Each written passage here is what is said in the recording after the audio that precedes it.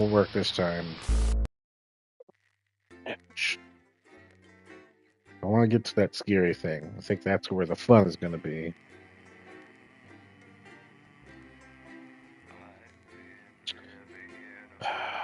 Come on. This game has never bugged out on me before, so it's kind of interesting that. Fortunately, I have to start all the way from. Live and spooky. But before we do, there's just time to look at tomorrow's. Continue our series on household budgeting, The Lady Balances, where Valerie Sellery's got her hands full with a difficult ledger. Mid-afternoon, viewers can join Adrian Atkinson Blimey on a tour of another of the country's great buildings in Adrian Architects. And let's not forget our late evening film tomorrow night, Schrodinger's Cravat, a tale of the forbidden love between a mathematician and a costumier set in the early 1800s. Do this. To miss. That's just some of tomorrow's treats here on Channel 1.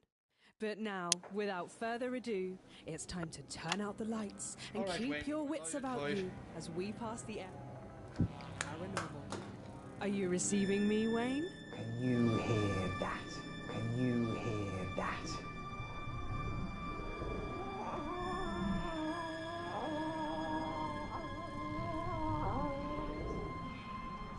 That is the sound of fate.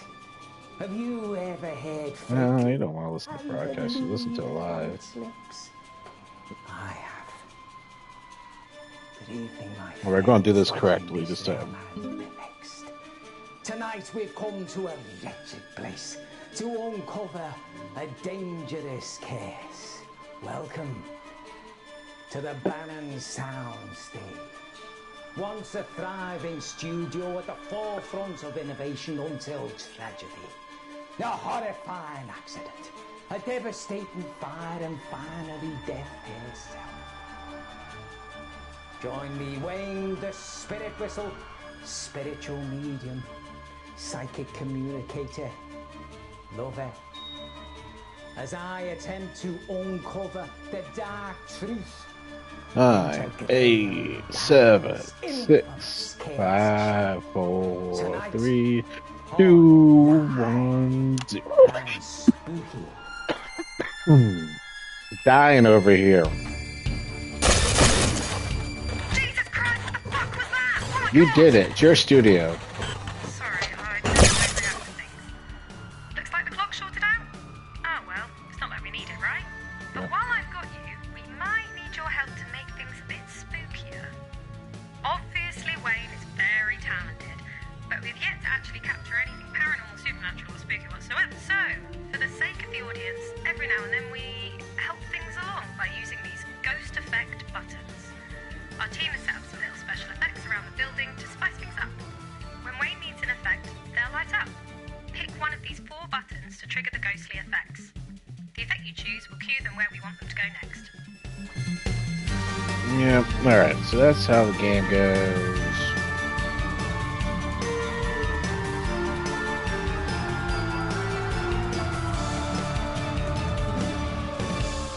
Tonight's episode features a very special guest, journalist, broadcaster, and all-round truth seeker, Patrick Bannon. Good evening, Wayne. You excited to join us tonight? I'm excited, Wayne. Can't say I'm excited about all this dust, though. It plays havoc with my allergies. Now, Patrick. Oh, what's that, love? Oh, my Patrick. I'm hearing from the spirit world. I'm hearing something that might shake your world to its very foundation. Is it true that you are, in fact, the one and only son of Graham Bannon? Well, yeah. I mean, everyone knows that. Yeah. The EMF reading is off the charts. And, of course, we're joined, as usual, by our paranormal investigator and supernatural scientist, Dr. Ahmed. Excuse me, Dr. Ahmed. What is an EMF? Oh, forgive me, Mr. Bannon, I'm so sorry. Sometimes I forget that not everyone is as well versed in the terminology as myself and Mr. Spirit Whistle here. So, EMF stands for electric magnetic field Essentially, it is a measurable energy signature given off by all forms of spectral phenomena. And that thing being off the charts, is that a good thing or is that a bad thing for us? Well, I mean, higher tends to mean that there is either a stronger presence or even multiple presences. And of course, seeing that we're in the business of hunting ghosts, I'd say yes, it's definitely a good thing, Patrick. Words to trust there, Mr. Bannon. Our doctor here is the foremost expert in metaphysical science. What do you have for us this evening, pet? Well, I've actually stumbled onto something of a breakthrough here, Wayne. I've managed to actually expand the light spectrum visible to the human eye by refracting it through a specially vibrated glass prism. This cutting-edge technology actually allows us to see into the spirit world. Ah, yes. Let's get the ghost cam switched on. Oscillating optoelectronics. Boom! Ah! What was that for? Branching, oscillating, octahedral optoelectronics. Oh, yes, exactly. That's what I said. But of course, I do need a shorter name for that now, don't I? Boom! Ah! Please stop doing that. Yes, Mr. Bannon, please do stop scaring poor Dr. Ahmed. Please continue, Doctor. Thank you, Mr. Spirit Whistle. So, tonight, we will I like the be Bannon character. utilising my standard surveillance kit, which of course includes night vision capabilities, should we come into any problematic darkness, let's say. Oh, and additionally, I have taken the liberty of installing my branching up new devices all over the building. Tonight, we might actually be able to broadcast the image of a ghost for the very first time. Oh, exciting stuff, that. Now, Patrick, your father built this place at the height of his illustrious career. That's right. The year was 1956. Hot off his success in music hall venues and comedy clubs around the country, Graham Bannon suddenly produces a TV script. A script that blows the mind of studio execs and leaves them scrapping over who will get to make it. It was called Dying is Another Man's Job and starred Graham as the daring do-gooder Percival Peril. It was set to be a tour de force for your father, launching him to superstardom. Ah, but it was to be the start of something much more sinister. 3 disasters struck, each more calamitous than the last. And shortly after the tragic events that haunted this very building, Graham Bannon suddenly disappeared from the limelight, never to be seen in public again. It broke him. This place, the curse. My father had it all. Charm, talent, the weaselish good looks of a meerkat or some sort of stoat animal. But fate came in and cruelly stole it all away. Built in '57, the Bannon Soundstage was to be the home of a brand new televisual sensation of a scale never seen on our screens before. But that damned woman. Ah, the spirit, doomed to roam the wings and the halls forevermore. An unfortunate accident, a raging inferno, and a tragic loss of life. Left these walls cursed forever. Of course, production was shut down following Marie Murphy's mysterious passing. And since then, there have been misguided attempts to make use of this very building. None survived. What? Succeeded. None succeeded. Sorry, succeeded. We'll investigate those tales as we delve deep into the ruins of this once flourishing enterprise. Wait! Who's there? A spirit? A spirit beckons. We can test out the branching octahedral oscillating optoelectronics. Boom! I want that first ghost effect any second now. The script calls for them to go to the costume room first. So when the button lights up, hit the coat hanger button at the bottom there. I know it. Shh, everyone, shh. Any moment now. Hey, speak to me, love. Oh my goodness. That's it. Now Wayne will run with the script and they'll move on to the next location. Please, spirits. Where does our journey lead us? Show me. Did you see that? She threw something at me. Must be some sort of a poltergeist. No, it's a tie. The spirit must be showing us where to go. If it designs anything to go by, it's a cry for help. Come on, Wayne mustn't handle the spirits.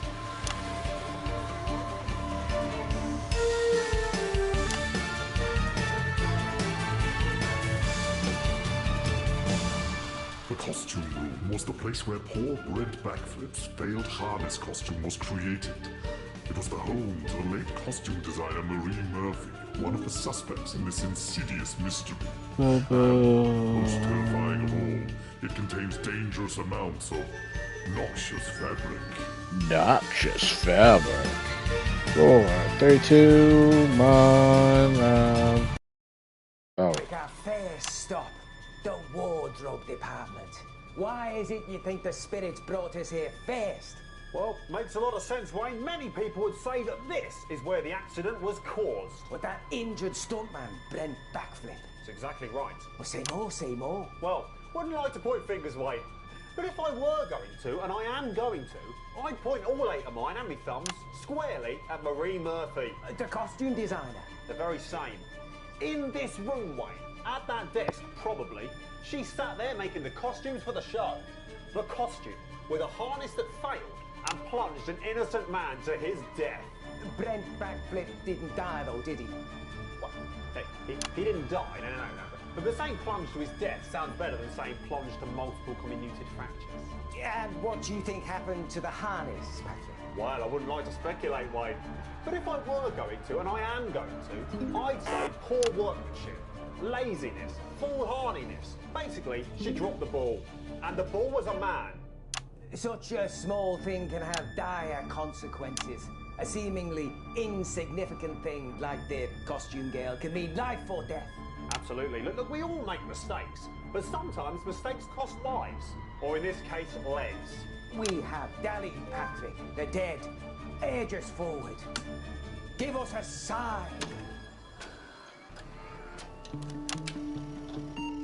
Wait, what are we supposed to... Hush, Patrick. Can you smell that? A very distinct earthy odour. Not really. What exactly am I supposed to do? Ah, yes. The perfume of flavour, a real working environment. Yep, I've got it now. Is this supposed to be a zoo or a farm or something?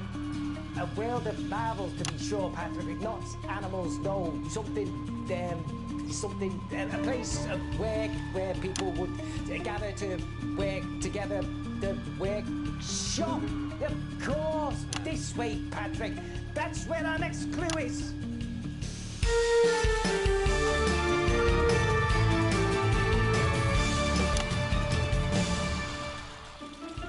The workshop performed the final checks on all props, sets, and costumes before they were used for filming.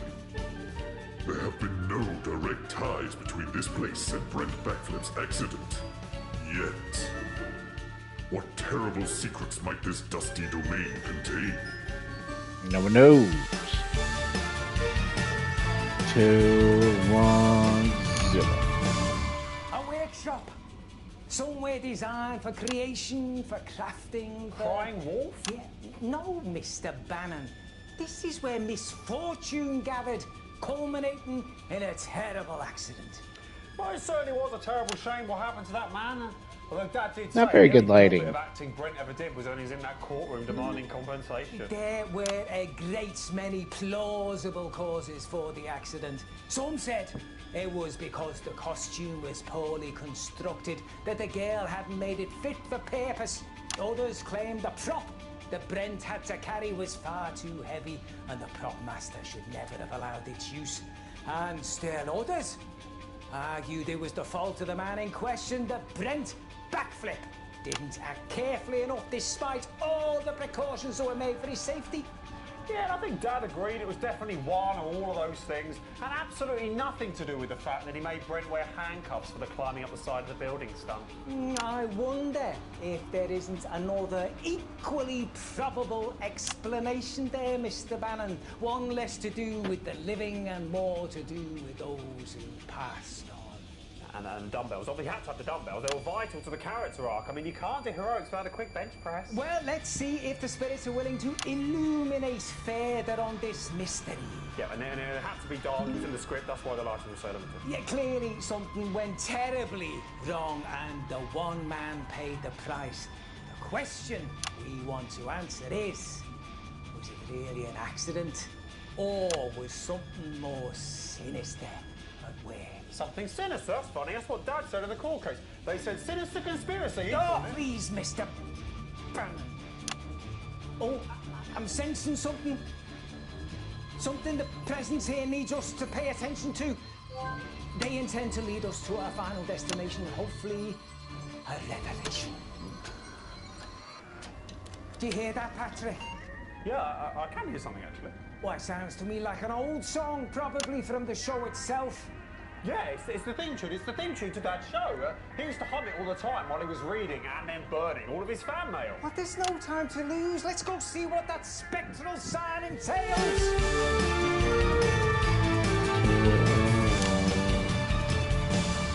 The prop store was the lair of Cedric Sloan, master prop maker on Bannon's failed production. After Brent Backflip's accident, rumors concerning the prop dumbbells shone the cold, hard light of suspicion directly on the prop master. This would not be the first time a faulty or misused prop would lead to a hospital visit.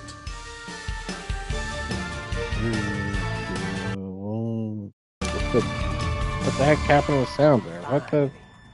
We come to the prop store when many of the rumours around the accident first started. At the time, it was run by a Sergeant Cedric Sloan, a man who was dishonourably discharged for assaulting an officer, a man who was known to have a problem with authority, a man for whom many questioned why he was hired on this production in the first place. Please come join me, Mr. Bannon. Was that all true, was it? About the props guy assaulting an officer in the army and getting booted out? Yes, he had quite a temper. There are, Mr. Sloan. Many pointed the finger at him after the accident, citing a dispute between him and your father, which might make him want to sabotage the show. But everyone loved my father. He told me so himself. Well, I can only go on what I researched. Sounds about right. And the spirit will tell me, Mr. Bannon, and as they chose to bring us here last, I can only assume we'll get some answers, finally, for you. These here are the props, which many say caused Brent Backflip to fall. These are the instruments for sabotage employed by Cedric Sloan to bring down your father's last show and exact revenge for his airs of superiority. If the rumours are to be believed. Well, it's a shame they can't talk. I'm sure their insights will be fascinating. Indeed, Mr. Bannon. But since they cannot, Cedric Sloan's Excuse me. can. His phantom is tied up with these air dumbbells, and I can use them to communicate with him. Oh God, here we go.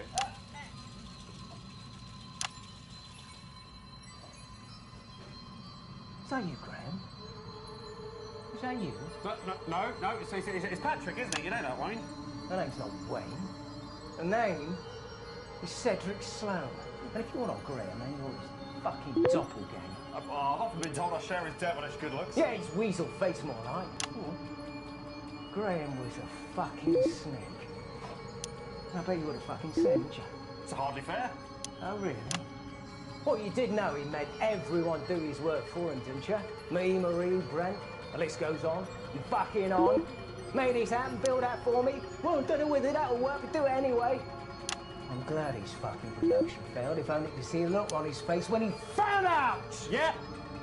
Okay. Look, I've got some questions for you, Mr. Sloan. Was it your fault that the production failed? Did you switch out the real dumbbells for the prop dumbbells?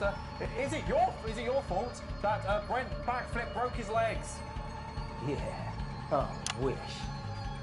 More fool me, I thought. If I put my head down, got on with my job, got through the production, I might actually go on and do something actually worthwhile. But no! Little did I know Graham fucking Bannon and his cut fucking show would drag every single one of us down with him. Fucking pathetic. Well, fuck you, Graham Bannon. Fuck you with my last breath! Lee Wayne, you twat. Oh. I'm sorry there, Mr. Bannon. Sometimes when spirits try and communicate, I have to let them talk through me, you know. Yeah, sure, right. Yeah, it was incredibly impressive, yeah. Actually, you might be interested to know, Wayne, that Mr. Sloane was very aggressive, actually, towards both me and my father. Yeah, I'm sorry, but I'm afraid sometimes spirits can contain residual emotion from their previous lives, and that's what they pass on in their messages. But at least we discovered something very important. Did we? What was that? Well, that Cedric Sloane didn't cause the accident. Why? Because he spoke through you and said that he didn't? I mean, he could be lying. No!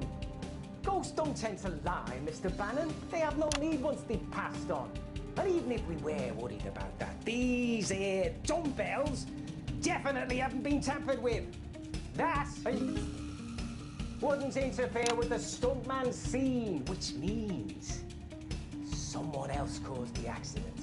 So I suppose they are a bit light to do any real damage. Yeah, what we need to do now is focus on the cause of the fire. But first, we have unearthed some never-before-seen footage filmed by a crew documenting the making of your father's final show. Yeah, Dad said it was always too damaged to be of any use, so better it never saw the light of day. Tonight, on Live and Spooky, we Stand by to play the footage. for ourselves. Let's watch. I'm your host, Harold Repartee, and this is the nation's Nightfall Report.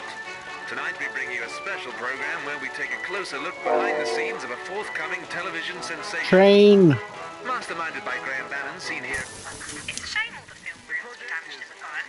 Think what we could learn if we To could fix them. revolutionize entertainment. Bannon has just completed construction on this state-of-the-art studio and production facility.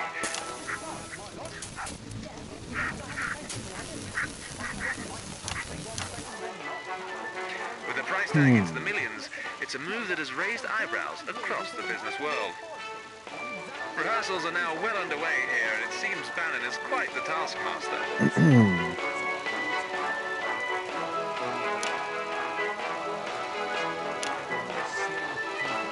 However, there have been suggestions that things are I not thought I said not to touch that. Seriously, just leave it alone.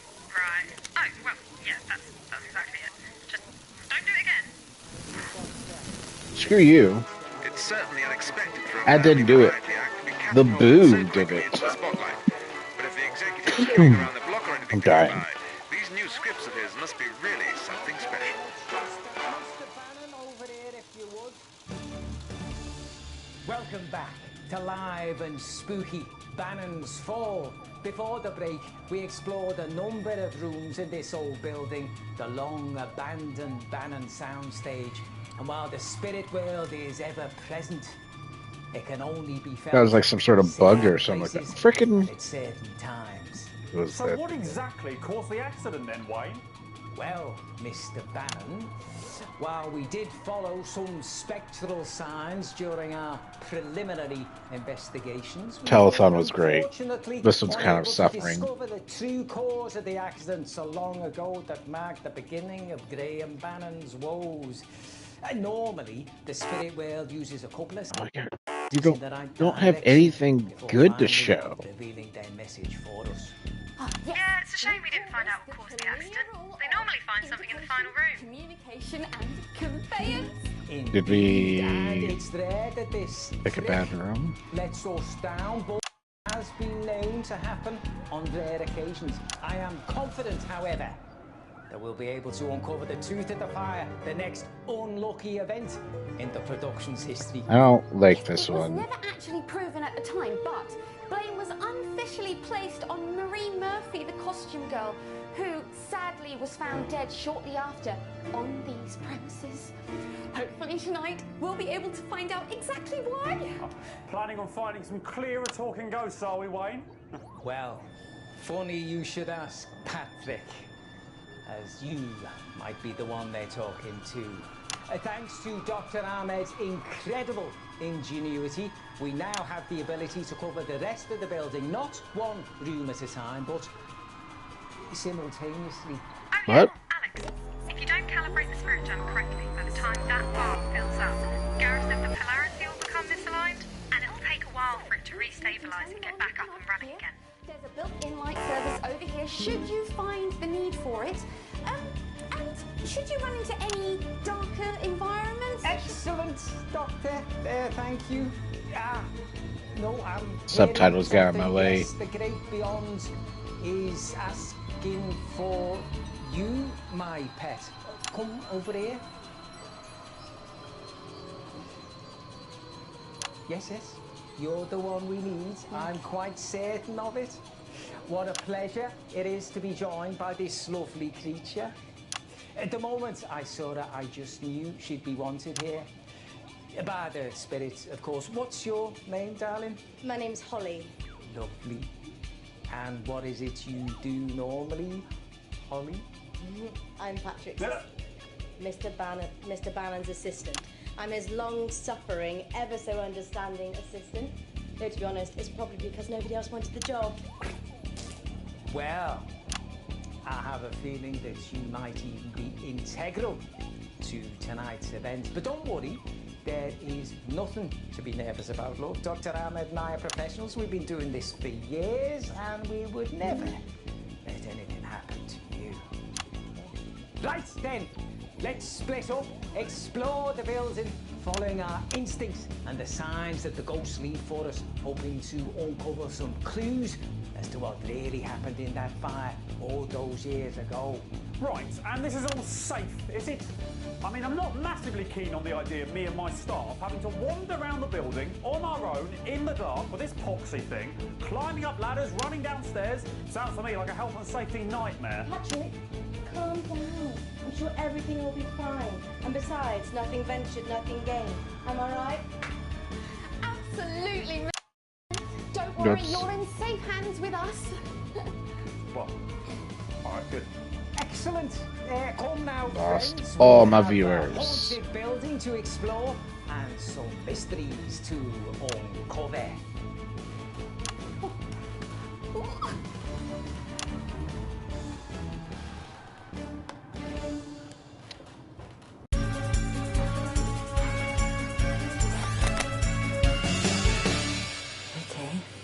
So you see those readouts on their screens? That shows how safe they are from spiritual interference. They're nice and calm and green, so no problems there. Stage area. Hello? I've had says to come downstairs. Okay, this room's gonna get fun. There's a wall here. In the dark on my own. And normally It's a light switch, so. I'm back here to get things like lighting. Seem to be in a sort of. I What? can see this in a sort of lighting thing now. Alright. Can't much longer, can it? I've got. There's Can you see this? Oh god. Hello?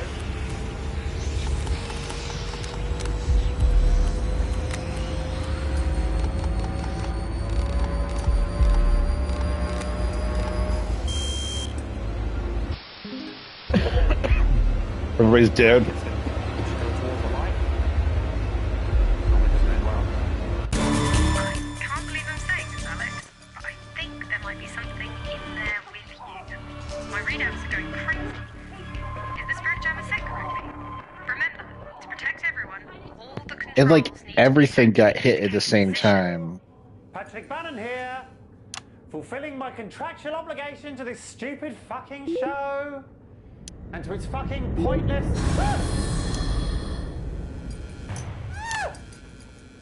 Okay, no, I'm done with this now. I think didn't mind the script so much, but Patrick Bannon does not improvise, so okay. No, thank you. No, I'm finished now. Thank you, no, Holly.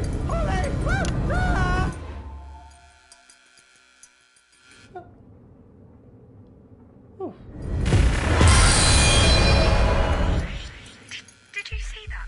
Tell me you saw that. I have to. I'm sure it's nothing, but while I'm gone, keep the controls matched to the white bars. Gareth said, if the lights are green, ghosts can't be mean. But if lights are red, you'll end up dead. I guess that's not reassuring, is it? Sorry. Fuck. Okay, I have to. Sacrifice one, or I'll take the last. Okay, sacrifice one will take the lives.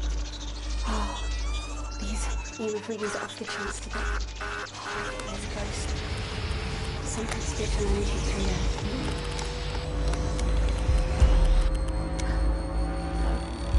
I think that door opened by itself.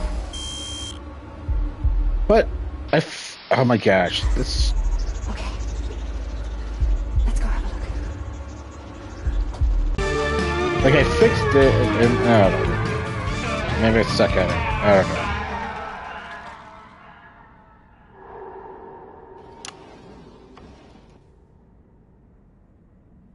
Oh, no.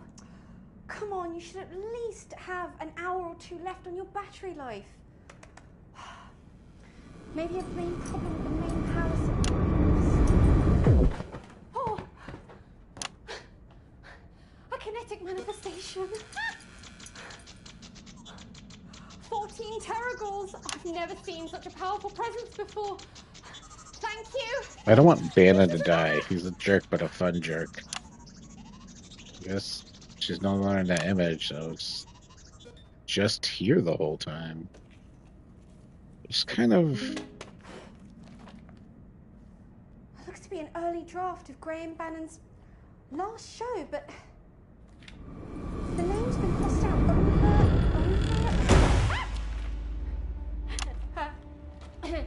Time to go, is it? Okay. I wouldn't want to overstay my welcome. I'm just gonna. Slightly problematic. Hello. To any spirits that are out there, I'd be more than happy to leave if you would just unlock the door. Please, I don't mean to offend. I just wanted to make sure.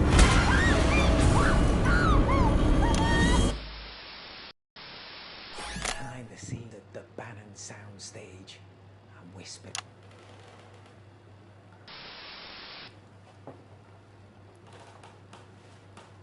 Oh, her shoes look like some kind of monster with like two eyes. All right.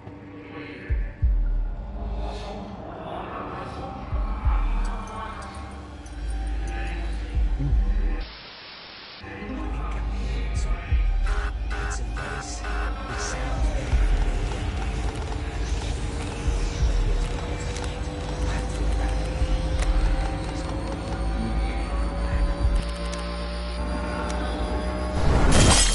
Oh my gosh! Like, is that possible?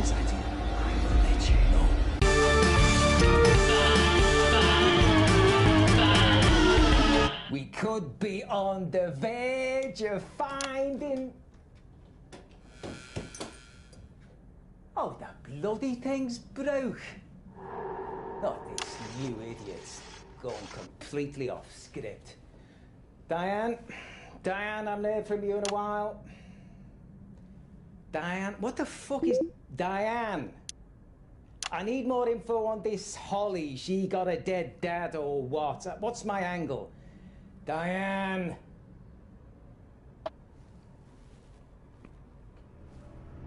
Oh, for fuck's sake. You're a liar. Your voice down when you're causing a scene. No, this is not what we agreed, Graham. This arrangement is better for us both. Is it? Because I fail to see how I'm better off. I'm doing you a fucking favour. You should be paying me for an opportunity like this. That's money. You want more money? I don't care about money. I want what I deserve, Graham. Exactly what you deserve. I wonder if like that boo thing, And who'll like. believe you? Seriously, who will believe you, Marie? You're a woman. The boo thing But at least I'm not a fraud. can't succeed.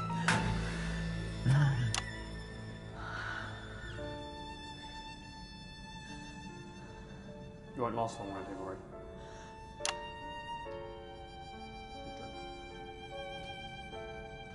Marie. You drink too.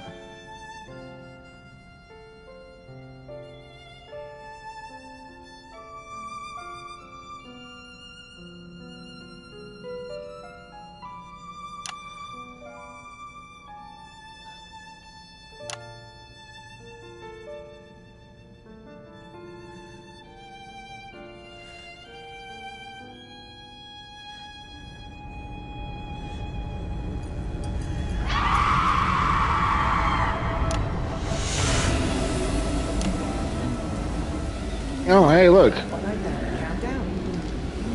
Wayne's here. Come on, love.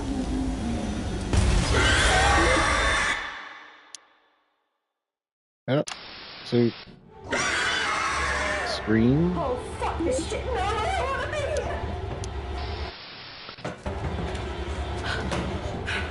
There's no such thing as ghosts. There's no such thing as ghosts. Okay, Ollie. You can do this. And just open your eyes. On 3. 1, 2, 3. See? It's fine. Nothing happened. If anyone finds us later, if I don't get out, here's what I know, or at least what I'm guessing. I seem to have gotten into the projection room.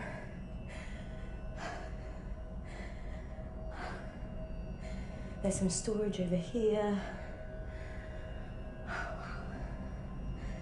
And what looks like the remnants of the fire. So where they burnt the tapes and the scripts. Oh my god. Wow. Strange that it's still here after all this time. I mean, I wouldn't want to clean up a haunted building either, but...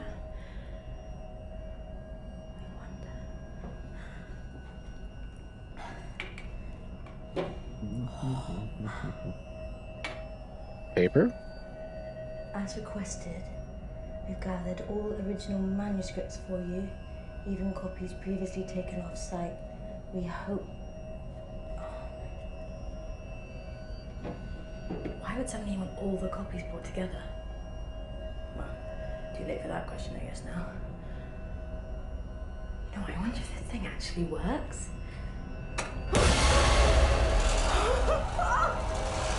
Wow!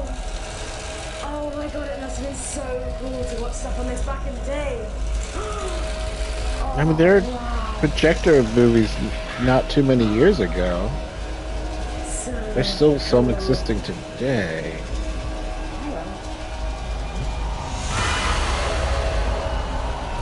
Bannon. Is that Graham? Oh, Patrick.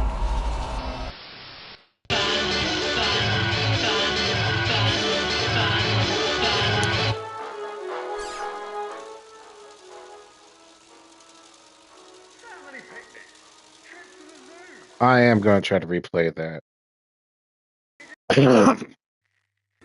Because, like, I want to see if it's actually possible to do the boo meter. Like, is it just going to keep on messing with it until you can't win?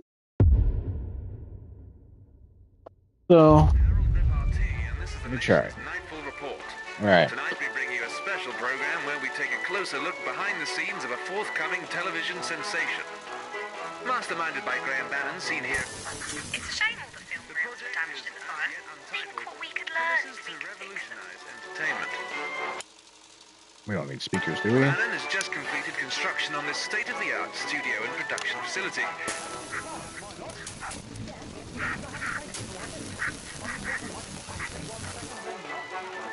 With a price tag into the millions, it's a move that has raised eyebrows across the business world.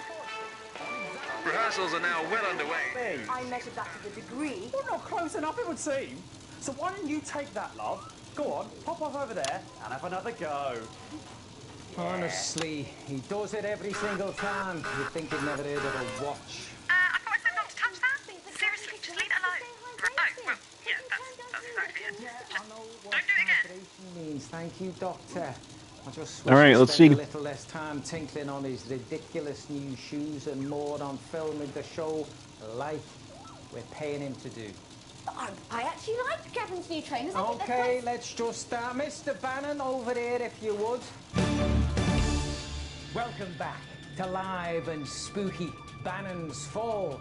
Before the break, we explored a number of rooms in this old building, the long-abandoned Bannon soundstage.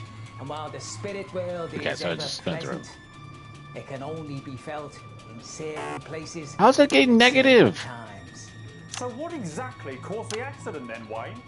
Well, Mr. Bannon, while we did follow some spectral signs during our preliminary You're not giving me investigations, good we were camera unfortunately reviews. unable to discover the true cause of the accident so long ago that marked the beginning of Graham Bannon's woes.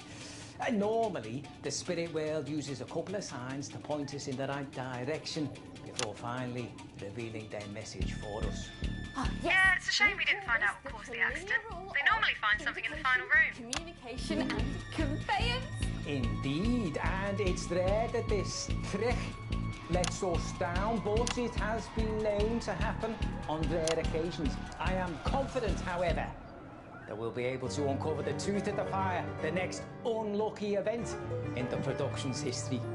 Yes, it was never actually proven at the time, but Pew, it was pew, pew. unofficially placed on Marie Murphy, the costume girl, who sadly was found dead shortly after on these premises. Hopefully tonight we'll be able to find out exactly why. Planning on finding some clearer talking ghosts, are we, Wayne? Well, funny you should ask, Patrick, as you might be the one they're talking to.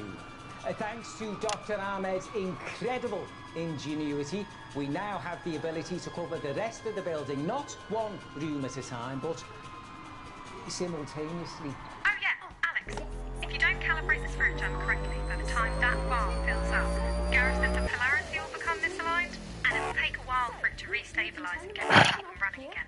There's a built-in light Wouldn't service over here should keep you on forgetting find about any R1. and should you run into any darker environments? Excellent, Doctor. Thank you. No, I'm hearing something. Yes, the great beyond is asking for you, my pet. Come over here. Yes, you're the one we need. I'm quite certain of it. What a pleasure it is to be joined by this lovely creature. At the moment I saw her, I just knew she'd be wanted here. By the spirits, of course. What's your name, darling? Not creepy at all. Holly. Lovely. And what is it you do normally, Holly? I'm Patrick's Mr. Bannon's assistant. I'm his long-suffering, ever so understanding assistant. Though, to be honest, it's probably because nobody else wanted the job. Well, I have a feeling that you might even be integral to tonight's event. But don't worry, Sure. there is nothing to be nervous about. Look, Dr. Ahmed and I are professionals. We've been doing this for years, and we would never let anything happen to you. Sure. Right then, let's split up, explore the building, following our instincts and the signs that the ghosts leave for us, hoping to uncover some clues as to what really happened in that fire all those years Bannon ago. must survive. And this is all safe, is it? I mean, I'm not massively keen on the idea of me and my staff having to wander around the building on our own, in the dark, with this poxy thing, climbing up ladders, running downstairs. Sounds to me like a health and safety nightmare. Patrick, calm down. I'm sure everything will be fine. And besides, nothing ventured, nothing gained. Am I right? Absolutely, Mr. Bannon. Don't worry, you're in safe hands with us. Well, all right, good. Excellent. Come now, friends. We have a haunted building to explore and some mysteries to uncover.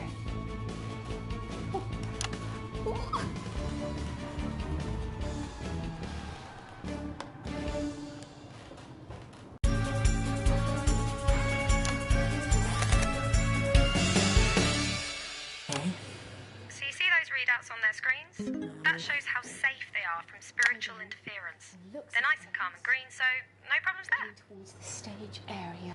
Okay. Hello? You're back. And I've had says to come downstairs.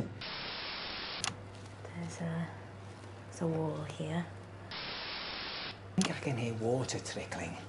And normally, when you're going low and you hear water, it's like the river Styx. Seem to be in a sort of, if you can see this, in a sort of All right, let's do this. R1, R2. R1, R2. Can't much longer, can it? I've got. There's can you see this? Let's do this. Oh god. Let's do this. Hello?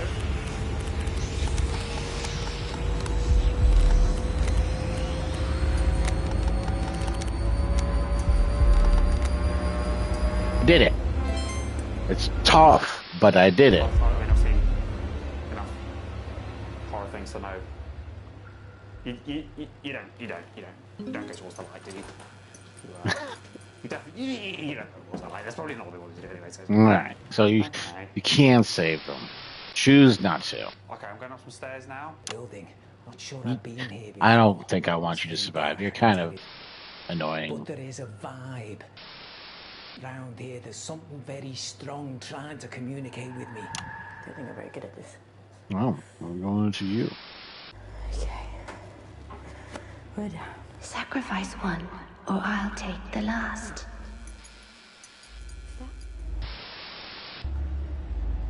Alright, let's try to save her. There is no such thing as ghost. Something.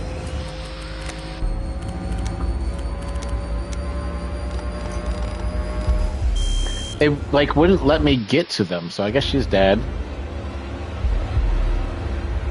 Like, I like, turned it, and I kept on moving it back. I can't believe I'm saying this, Alex, but I think there might be something in there with you. My readouts are going crazy. I'd rather not her be Is this... sick currently? Nope. Remember, to protect everyone, all the controls need to be set to the indicated position. No, she's here now. First person dies here. Flickering? Doesn't seem like a good thing. Well, yes, exactly.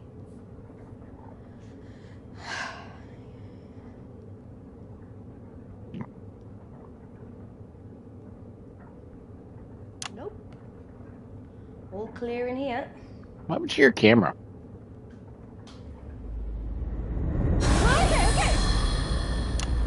I don't know what happened. Something fall? What did I miss? I'm bad at this, apparently.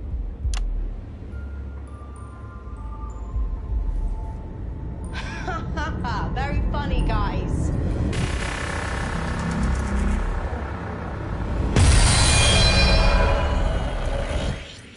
Did you see that? Tell me you saw that. I have to... I'm sure it's nothing, but while I'm gone, keep the controls matched to the white bars. Gareth said, if the lights are green, ghosts can't be mean. But if lights are red, you'll end up dead. I guess that's not reassuring, is it? Sorry. Alright, let's try to save her. Okay, I have to... Alright. Can't believe it.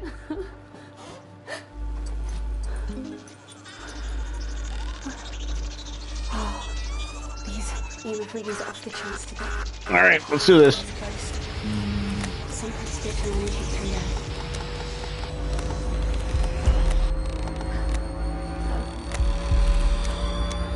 Yes! By itself.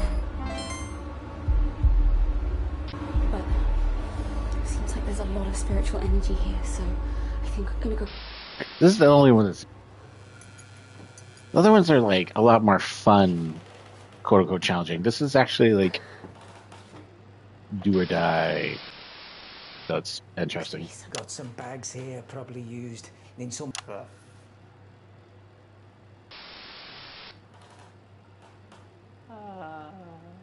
We'll leave that, I think. Let's walk away. Yeah. That's not an ordinary prop. You don't just leave those sort of things lying around. Yeah, like that doll? Yeah, sure. Is that the door behind me? Is that just Maybe?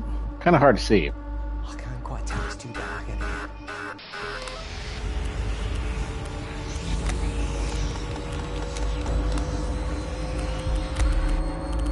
Yeah. Whoops. I messed that one up. Let me have a quick look. Round the corner.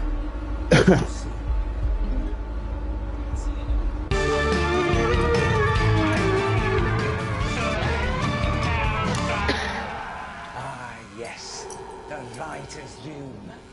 I can feel a number of otherworldly presences here. And a lot of emotion, hopes and dreams. Rage. Hatred. It's everywhere. Oh, jeez. Unexpected. But something the spirits want me to see. Let's go find out what they want to tell us.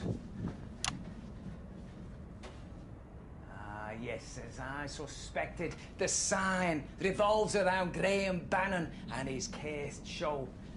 This here looks like a manuscript. One of the earliest production copies covering just the basic plot there.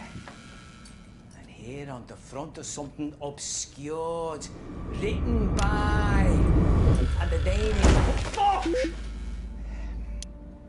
All right, particularly strong reaction there, but no matter. Let's see what else they've got for us. Oh, what's that, Spirit?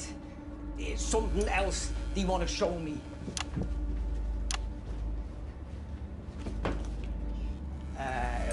Or not, it would seem.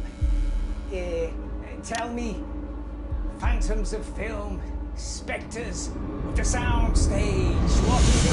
Oh, fucking hell! Who did that? That actually hit me. That could have done me some serious damage. Gavin? Was that you little prick? Come on, you've had your laugh now. Let me out. Do it now or you're fucking fired! Go! Jesus Christ! What the fuck is going on here? This is not funny, you little twat! Fucking hell! Let's check. Let's see if we can find anything. Yes, but you know, my things are going up again. Well, I'll go find out what they're doing, because then... Alright, we gotta keep you alive. Alright, let's keep you alive. I've already sacrificed 2 people. Let me keep the other 2, or at least 1.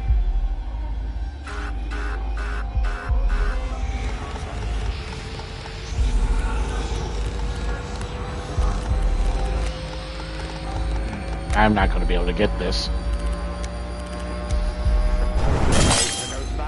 Like, it won't let me get to the circle things.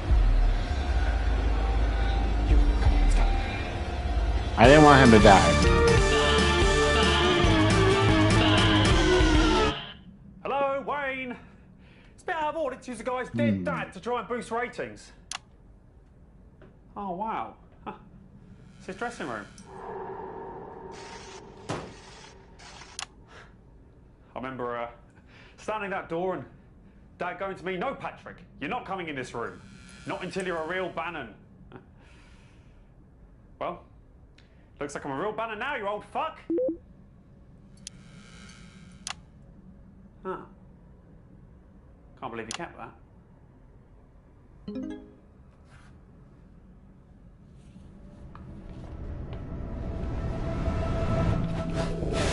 a liar! You're causing a scene. No! This is not what we agreed, Graham. This arrangement is better for us both. Is it? Because I fail to see how I'm better off. I'm doing you a fucking favour. You should be paying me for an opportunity like Whoops. this. They lose art. Want more money? I don't care about money. I want what I deserve, Graham. Exactly what you deserve. I'll tell them. And who'll believe you? Seriously, who will believe you, Marie? You're a woman. Yeah, I am. But at least I'm not a fraud.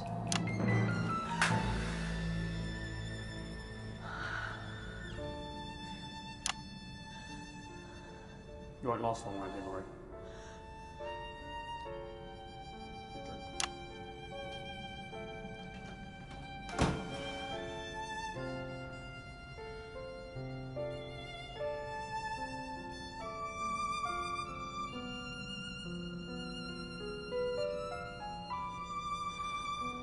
Boo, I don't want Bannon to die.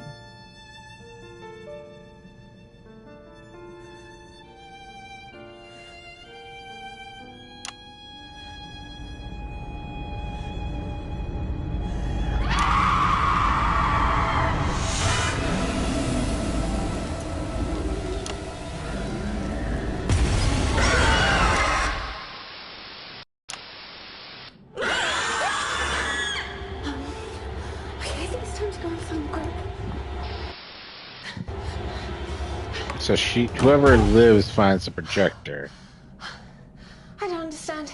The spirits have never been this violent or aggressive before. What is going on? Oh, okay. Okay. Oh, just a shelf. Okay, get it together, Amara. You've got a job to do. Right. Oh, the EMF readings are off the charts. I mean, this is going to make an absolutely fascinating report. Well, except for all the potential murders, of course. She doesn't know that. Well, these old film reels, they're famously incredibly flammable. Any errant sparks could have easily set them off. I mean, look. But the scripts, however, I mean, that would have taken a lot more. And judging by these soot patterns, if I didn't know any better, I'd definitely say some kind of accelerant must have been used. But then that would suggest... No. Focus, Doctor, focus. It's been far too long to learn anything else new at this point. Okay. Yeah, so this was the projection room. I wonder... Oh, wow. I can't believe I'm seeing this. This must be where they intended to watch back the film reels after they had done the show. Boo. I mean, before the fire and the death of that poor woman. I can't believe it still works. But, whoa, oh, okay. Those EMF readings are going crazy over here, and what's this? Bannon? What on earth does that...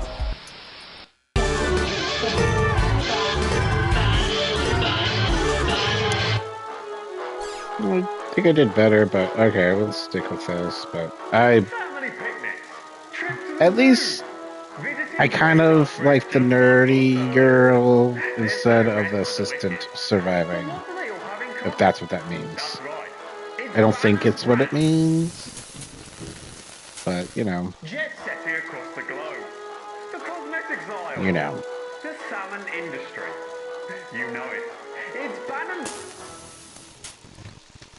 It's bad, I mean. Other brands have gotten away with poor quality products. Until now. It's so good, I put my Bannon name on it.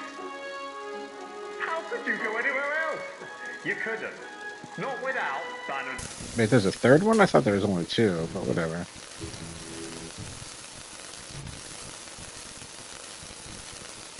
Sure.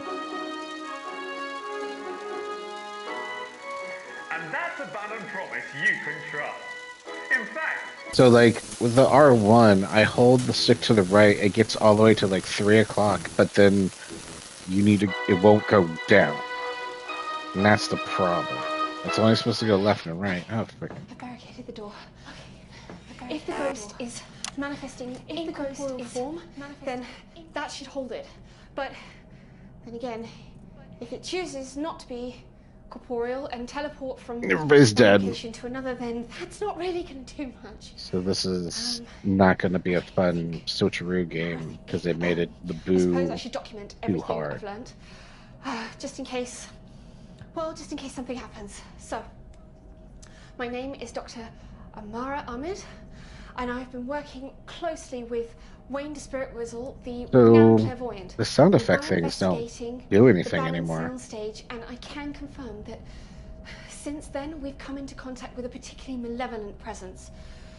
It's been showing manifestations and different signs anywhere from ectoral resonance to possession to kinetic interaction, and I'm not quite sure what it wants, but I think the ghost has discovered where I am. Nothing I can do. Please, I've touched document as much as I can. Please, it's in... Take a Alright. closer look here at the television Project Sensation. Things are really not as they seem. How could you trust? Bannon, there's no rest for the wicked until they all know it. Again, I don't know if my mic is working or if anyone is actually receiving this, but I seem to have gotten beneath the stage.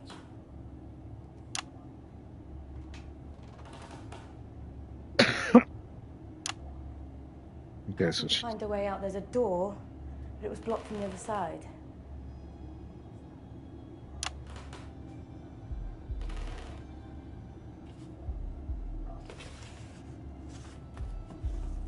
Alright. Looks like Bannon was keeping a load of records down here. Bills, letters from solicitors. Jesus. No wonder he sealed this place up. Make it a mess. Drop some papers. Come on, pick it up. Isn't this where?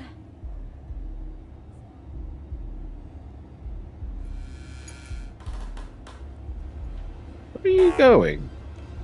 What do you want me to switch to? She's only in one camera. Okay, now she's in this camera, but still. This.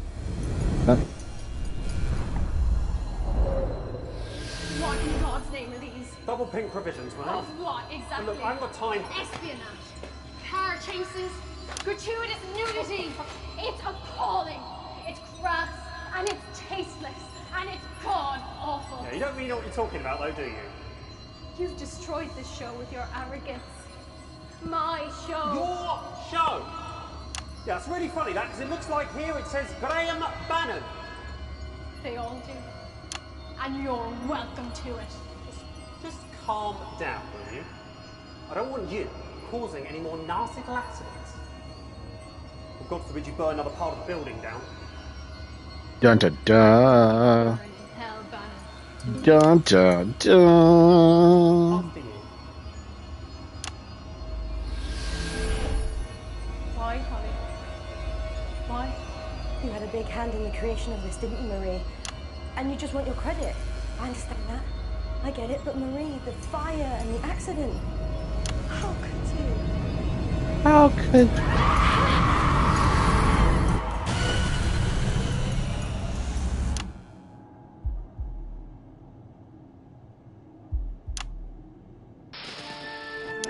Alright. Alright.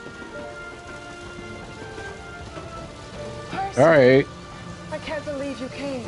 I only came to say goodbye. Did only two of them survive? Goodbye. Or is it two people in segment 2 and then two more people? I don't know. Do you really mean that? Or segment 3 gets two people and segment 4 gets Bannon and other I can't person. tell you how happy that makes me.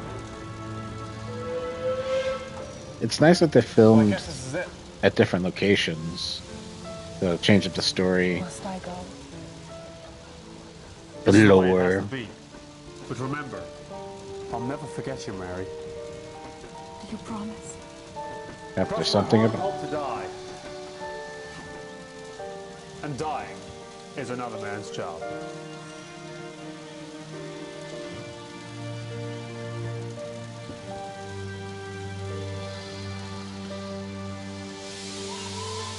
It's the host job, not Bannon's job.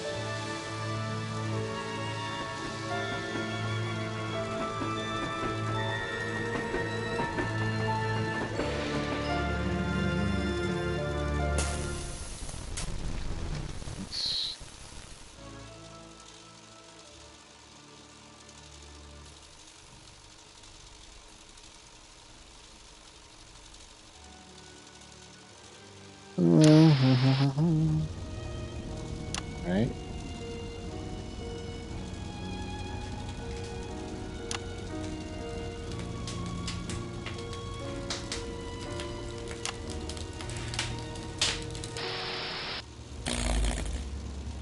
All right.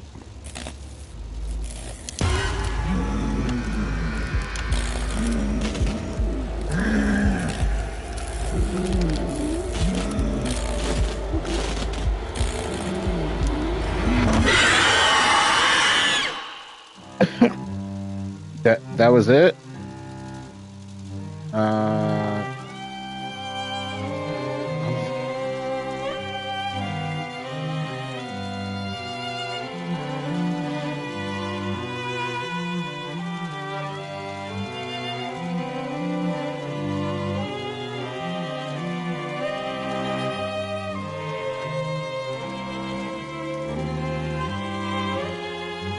They didn't explain any of this.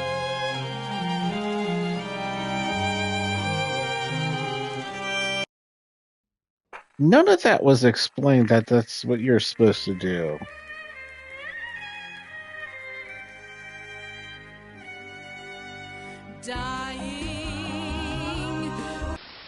Tonight on Channel 1, I'm going to be grouting with pop star Skinny. And I'm going to be showing Arthur and Katie from the Sunny Happy Playhouse team how to tell their bits from their pieces. So be sure to tune in to Channel 1 tonight for a new improved season of Just the Job.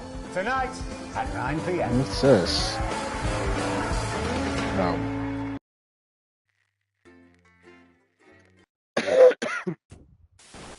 Good evening. I'm Megan Wolf. So, Our main headlines tonight.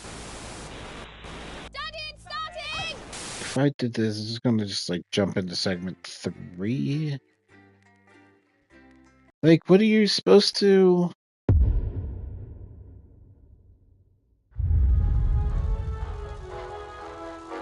So, is it all just freaking screw this? Like, so I'm just supposed to let some people. So what do they all have in common? That's right. It's Ban and Bran. Jet setting across the globe. The cosmetics aisle. The problem is. Salmon industry. You know it. It's The problem is, like, you have to do everything from the beginning. But I didn't find anything. Our main headlines tonight. Daddy, it's starting! Yeah, every single one of you's a bit Jesus. Can I do this? This is supposed to be the VR told one. you 1,000 times, Chester. It's the number of blind dates I've been on when no one turned up, followed by the worrying number of lumps under my left arm, the date my childhood sweetheart married my best friend, the age my cat was when I ran him over. I told you 1,000 times, Chester. The number of blind dates I've been on when no one turned up.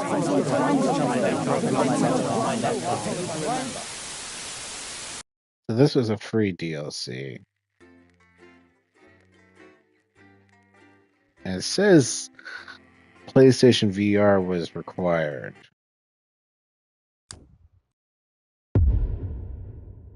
Blue. Let's go over here. What the heck? Winston! Lovely of you to volunteer for an all-nighter. I'll be with you for the first section, but then I'm off. Got tickets for Smiling Toots Johnson and his jazz fandango. Usual stuff for this one. Keep the show on the road and keep the edit snappy. Should be a big night. I've told you 1,000 times, Chester. It's the number of blind dates I've been on when no one has turned up, followed by the worrying number of lumps under my left arm, the date my childhood sweetheart married my best friend, the age my cat was when I ran him over, the number of conversations I've had with my father, and the exact time my mother walked out. Honestly, I don't see why it's so hard for you to remember. If you could just sit here, please, Dr. Magnus. The host will be with you shortly. Not you. Sorry, Dr. Magnus. Leave that alone, please, Colin. I don't like it. Gives me the heebie-jeebies. What does science? I don't like it. What doesn't Colin like? Science, apparently. Jeremy! Jeremy, this is Dr. Charles Magnus. Is he, though? Jeremy Dawson, professional cynic. All the best minds are. He's just being modest. He's also a curmudgeon. Having your word of the day calendar. Oh, sorry I'm late. Phone call. Professor Magnus. Doctor, apparently. Oh. Either is fine. 10 seconds, Unless you need everybody. surgery. I beg your pardon? Lovely to have you. Going in 5, 4, 3. Good evening. I'm Jeremy Dawson. And I'm Megan Wolf. It's the 13th of March 1985, and this is a Channel 1 special event hosted by your national nightly news team. In a laboratory nestled in the sleepy hills of Chantlebury, Dr. Charles Magnus and his optimistically named So this is less of a Collective game. have been working on a secret project. They claim their Euphoria device will raise overall happiness levels throughout the country. Tonight, live on Channel 1, we'll be putting that claim to the test. We'll be in and out the schedule throughout the evening with our team of reporters standing by up and down the country to report live on whether the device has brought a smile to your faces. We'll have guests from the world of science, politics and entertainment, and of course, those all-important results. So don't move that dial, stick with Channel 1 all evening as we bring you The Night of Smiles.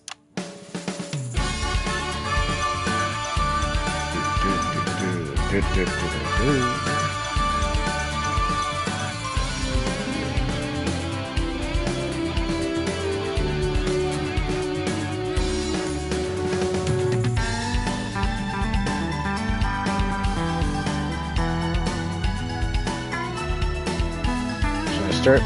Oh man, so I thought I said MMS.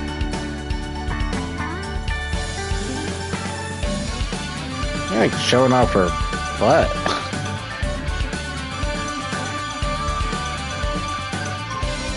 They didn't do that in the original game. Welcome back. In just a few minutes, the impressive machine behind me will be activated in the first ever mass Of course experiment it's your of its side. type. But first, let's meet the man behind the merriment, Dr. Charles Magnus. Hello. Thank you for joining us. You're the Great. leader of the Happiness Collective, as I understand it. Yes, that's right. So how's that work then, being the leader of a collective? Well, I suppose... Dr. Magnus, how does your euphoria device work? Oh, that's simple. I just get my assistant Chester to push the big red button. Yes, but what does it actually do? It makes people happier, Mr. Donaldson. Yes, and how does it do that? Well, some of that information is proprietary, but I could try and explain the basics. Oh, well, we've not got long now, Doc, so try not to get too into the weeds. Well, to put it simply, everything is vibration. Everything is vibrating. A particle is also a wave, and a wave is, if you like, a note. And we all vibrate at different notes depending on our mood. Happier people vibrate at a higher frequency than sad people, for example. What am I supposed Is that true? How are we measuring that? In music, there's a concept called resonance. When a note on a piano is played, corresponding strings also sound. They vibrate in resonance. Are you following me so far? Yes, I have an O-level in music. And physics? Yes, in both. Well, the Euphoria device works in much the same way. The machine generates a note that represents happiness, and all the people and the animals resonate with that note and feel happier. Noticeably. Measurably. Well, at least that's the hope. So, what you're saying is that for unprecedented amounts of public money, running into the tens of millions, you've built a giant piano that only plays one note. Yes, but it's a very powerful note. And this is the only instrument that can play it. There is less than a minute to go now, so while we go and get set up with Chester and yourself over at the Euphoria device, we can go live to the new Advance HQ for a special message from the Prime Ministers, Peter Clement and Julia Salisbury. Good evening, everybody. On behalf of Advance, Julia and I just wanted to wish all of you the very best of luck with tonight's groundbreaking experiment. When this project landed on my desk, I just knew it deserved to be funded. After all, what could possibly be better than increased happiness? Now, I'll admit, I was a little skeptical, but the lab results are promising, and I'm reliably informed it'll even work on Mrs. C. So it's a big well he's done drunk. from us to Or Dr. at least plain Magnus drunk. and the entire team at the Happiness Collective. So, as my old man used to say, it's time to stop twatting about and get the gimlet frothing. Wow. Good luck, everybody. Back to the studio. Fantastic, the Prime Minister's there, and of course, without the funding from the Assets and Wealth Fund... We'd still be making prototypes out of sticks. And you are Chester. Chester Mims, 24. My allergies include nuts, macrame furniture, and liquids with a viscosity over 200 centipoise. I've been Dr. Magnus's assistant for... 3 very long years. Yes. He calls me his right-hand man. I do not. Well, that's enough lab banter for now. Let's see if this ridiculous contraption actually works, shall we? Yes, I think we can get a counter on the screen. And we're going in 10, 9, 8, 7, come on, Jeremy. 6, 5, 4, 3, 2, 1.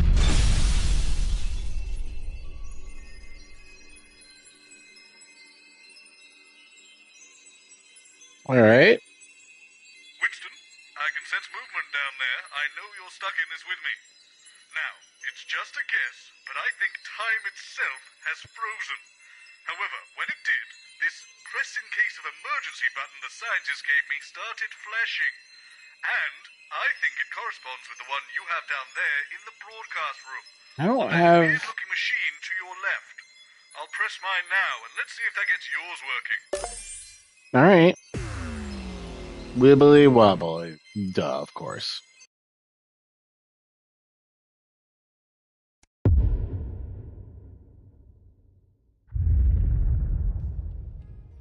All right. Lovely of you to volunteer for an all-nighter.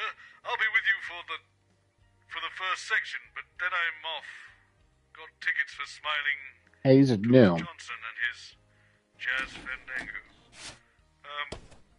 Does this all seem a little familiar to you, Alex? Yep. For the last few hours, I've been having a weird sensation of déjà vu. Strange. Maybe I need a snack? Well, good luck with the show. I've told you 1,000 times, Chester. It's the number of blind dates I've been on when no one has turned up, followed by the worrying number of lumps under my left arm, the date my childhood sweetheart married my best friend, the age my cat was when I ran him over, the number of conversations I've had with my father, and the exact time my mother walked out. Honestly, I don't see why it's so hard for you to remember. If you could just hang on, this is extremely familiar. Duh, can I tell you? Not you. Sorry, Dr. Magnus. Leave that alone, please, Colin. I don't like it. Gives me the heebie-jeebies. What does science? I don't like it. What doesn't Colin like? Science, apparently. Oh, good job there's none here then. Jeremy, this is Dr. Charles Magnus. Is he though? Jeremy Dawson, professional. All the best minds are. He's just being modest. He's also a curmudgeon. Your word of the day calendar. Oh, sorry I'm late. Phone call. Professor Magnus. Doctor, apparently. Oh. Either is fine. Unless you mean surgery. I beg your pardon? Lovely to have you. Going in 5, 4, 3. Good evening. I'm Jeremy Dawson. And I'm Megan Wolfe. It's the 13th of March, 1985, and this is a Channel 1 special event hosted by the National Nightly News Team. In a laboratory nestled in the sleepy hills of Chantlebury, Dr. Charles Magnus and his optimistically named Happiness. Okay, we are definitely doing the same thing again, They claim their and I didn't enjoy it much the device first will time. raise overall Much happiness as I hate to levels admit it, throughout the because, country. and I want to make this Tonight's live on Channel 1 absolutely clear, will be putting I this claim to hate the test. science fiction. I think something has gone wrong with the chronological order of reality, and we appear to be repeating ourselves. If only there were a name for such a phenomenon, when time seems to be looping. There must be some sort of snappy. Don't move that dial. Stick with Channel 1 or Can't think of we anything. bring you Maybe it'll come to me later. Smiles. Got it. We'll call this a time loop. Brilliant name, Robert. You've done it again. I should have that trademark. Yes, time loop. Time loop. Time. Bit boring, isn't it, Winston? The event, I mean, not the name, which is snappy and totally original. But you know, this. Just watching the same thing. Winston, I have a big red button up here. I'm going to push it. Let's see what happens.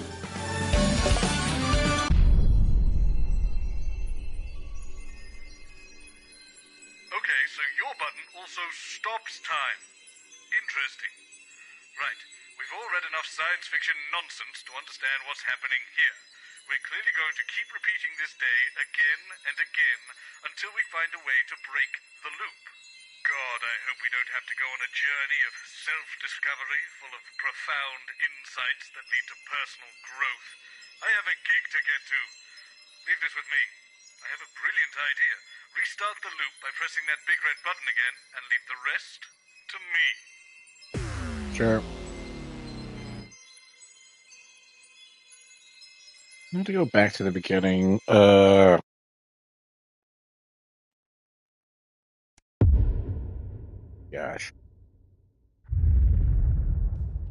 Winston, back with me now.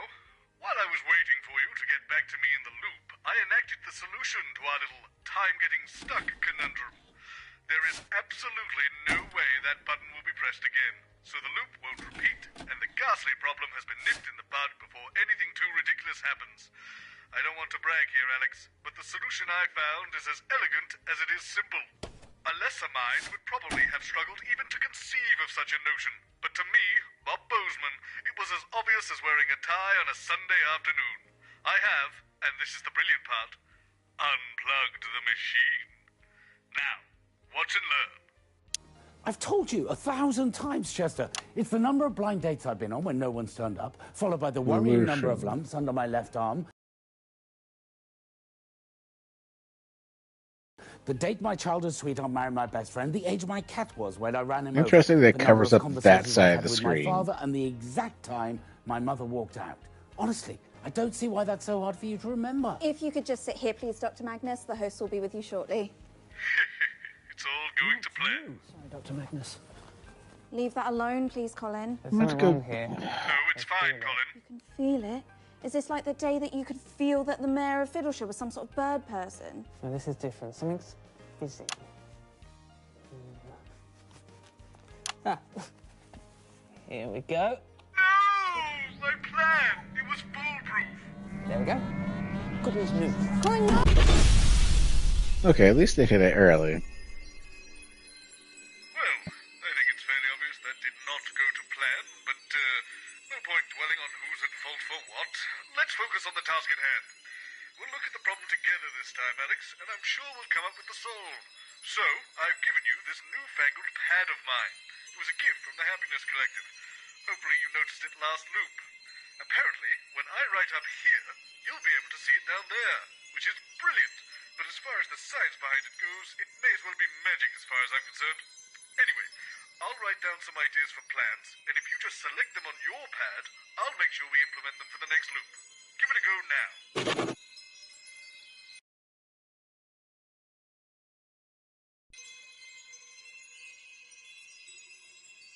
If no one's in the studio, they can't press the button. Simple. Right, I've pressed my button up here. If you're happy with your choice, just...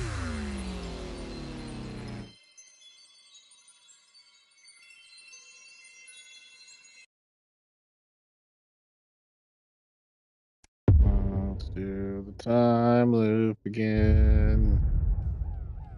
I have to confess, Winston, I had a bit of fun with this one. You see, it had to be something serious enough to actually empty the studio, but not so serious that people would be worried Taste once they of were safely hell. away. And then, my eureka moment. I put on a strange voice and called in a bomb threat. Brilliant, isn't it? They've evacuated the whole building. Wait, Tit Wink Tony?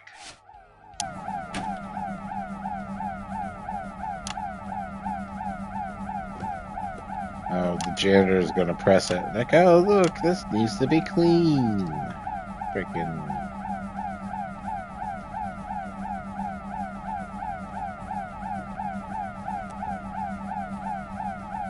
How many times are we going to have to repeat this? Because that's a very big. All we've done here is delay the inevitable, I feel. Won't they just come back up and press the button later? Seems this may have been one of your more short-sighted ideas, Alex. Not to worry, we'll fix it for the next loop. Speaking of, is that your old replacement cleaning the studio now? I wonder if they'll clean the...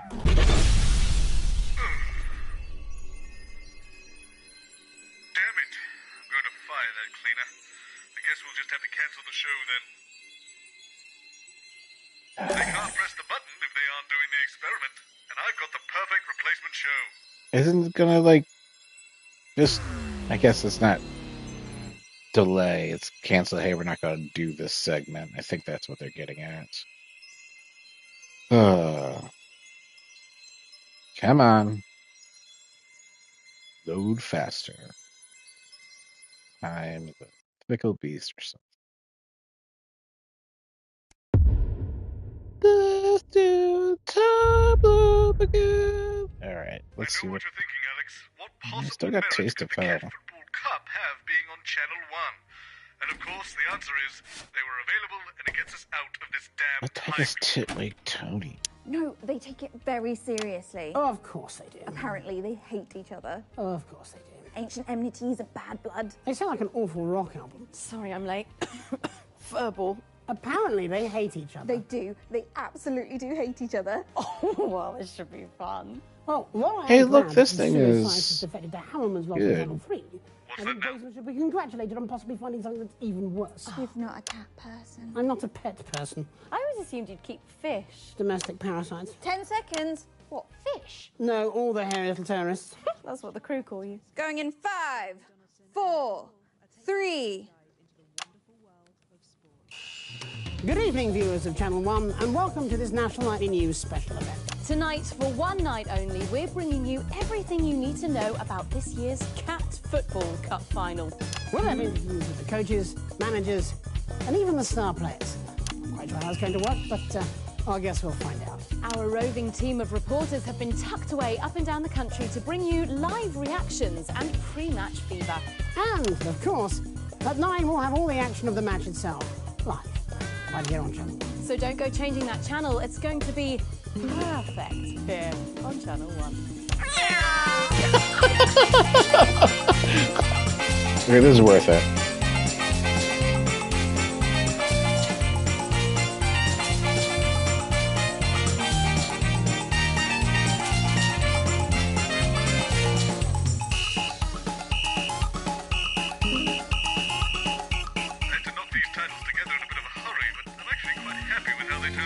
I am too.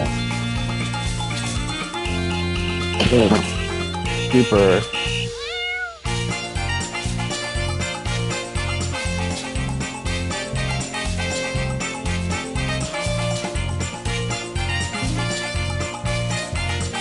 This is great. More of this. Welcome back. I'm delighted to be joined by the two coaches of tonight's Cat Football final. And I believe you're also the managers. And the owners. Yes. And I would imagine most of the spectators. Let's start with you. Felicity. Snippety Whippet. Felicity Snippety Whippet. I am the manager, coach, owner, spiritual guide and muse for my team, the inimitable little Smallington Big Paws. That's a name that gives you pause for thought. It's a family name, actually. The Big Paws have legacy, unlike those so-called fluffers. The Slingtown Fluffers have plied their skills against superior teams than yours and always achieve proud ends. Tonight should be no different. Expected to mess and trouncing, Fliss. Felicity. Felicity. As well you know, you putrid pink prat. Oh, well, let's just take a moment to breathe. I can see we're both keen competitors, but let's try and keep a friendly atmosphere. Of course. Apologies. Montgomery Fortune, manager of the Fluffers, soon to be proud fondler of the Cat Football Cup. Fondler? A man more sinned against than sinning. Oh, the Big Paws will hold the cup. We've been training all season and we're not slowing down at the finish line. You stand as much chance of winning the cup as Professor Tittles does of winning a beauty pageant. You take that back. You know Professor Tittles only sprouted that blemish because you tried to poison him. I would never, ever harm a cat. They are divine, graceful, elegant, everything you should strive to be. I think the sprightly Mercutio I performed in my mess-bent youth would beg to disagree. Besides, your centre-forward has mange. Oh, have you glanced at your team recently?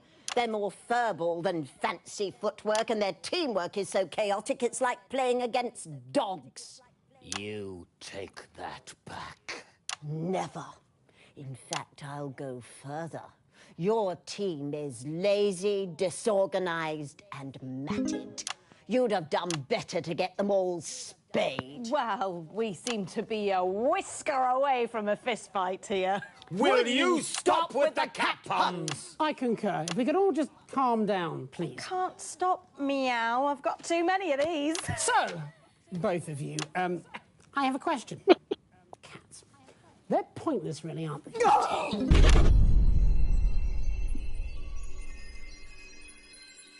must have done the experiment on one of our competitor channels. Shame. I was looking forward to taking a hammer to that bloody machine. So, I was right. It turns out that when I turned down the Euphoria experiment for Channel 1, Channel 3 decided they'd make room, and the experiment went ahead as planned. And, well, unless they have their own Alex Winston to press that red button, we may be stuck here forever. But assuming we're not, let's talk about next time round. I suppose if we're going to be stuck here, we may as well get to know each other. We'll start with me. Did you know that I like mushrooms? Also, things like the feel of dew on your face in the hills. Is there a button I can press? Or a honest. Some of those I can kind of take or leave. Ooh, here's another one. Did you know that I love the sound of smooth jazz? If you ask me, very little in this world can beat an afternoon alone with the rhythms. Listen, I have a question for you. Do you like the feeling when a man you don't know particularly well brushes against you in the corridor and suddenly you feel a stirring in the... Yeah.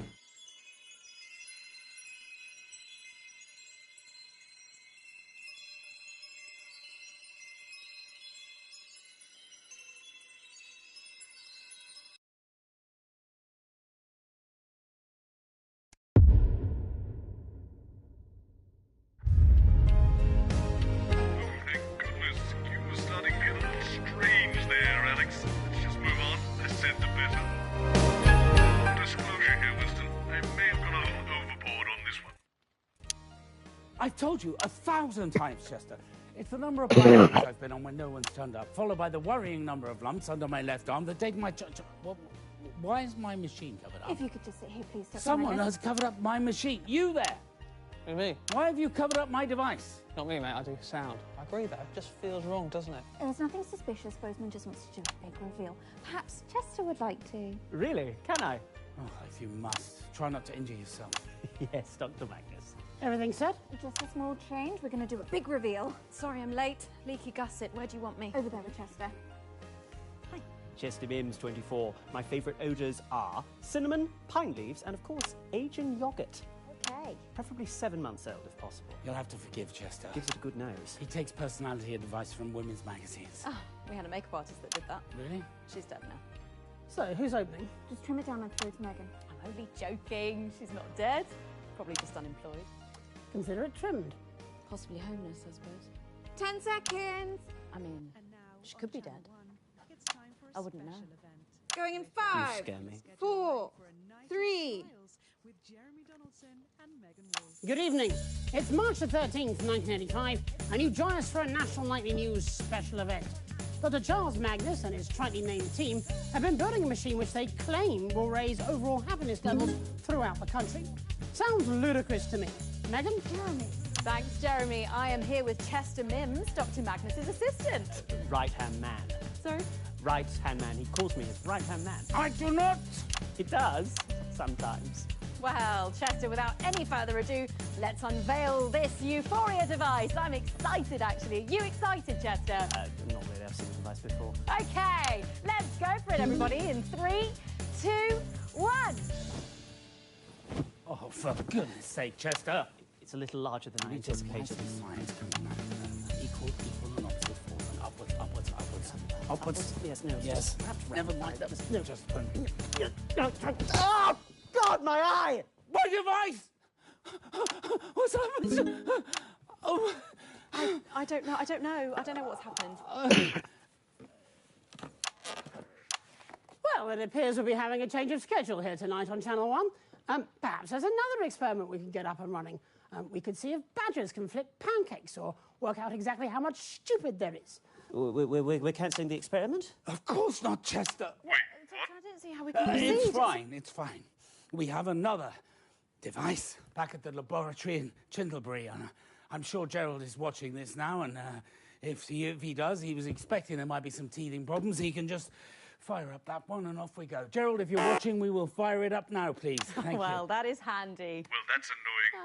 It appears the experiment will be proceeding anyway, if untelevised. So here's hoping we all crack a smile sometime soon. Oh, terrific. Only takes a few seconds to charge up the new device, and then Gerald will just... All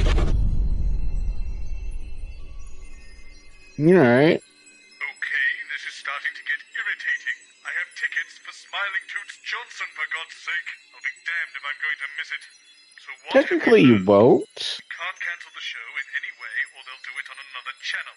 We can't break the device. They'll just use the backup. So, if we can't nobble the machine, we'll have to nobble the show somehow. I've got a few options to consider. We could put a guard on the machine so it can't be used, or we could change up the hosts and see if we can break the show that way. Or, I suppose, we could let everyone know what's going on and see if we can stop it happening again. Which do you want to do, Winston? Alright, let us beginning college change us to Patrick and Robin. I kind of want to see Patrick and Robin. Well, if nothing else, I'm sure Bannon will be able to annoy Magnus out of doing the experiment. Even Short won't be enough to rein him in. I wanted to tell everybody, but just to see Patrick and Robin do something sounds interesting to me.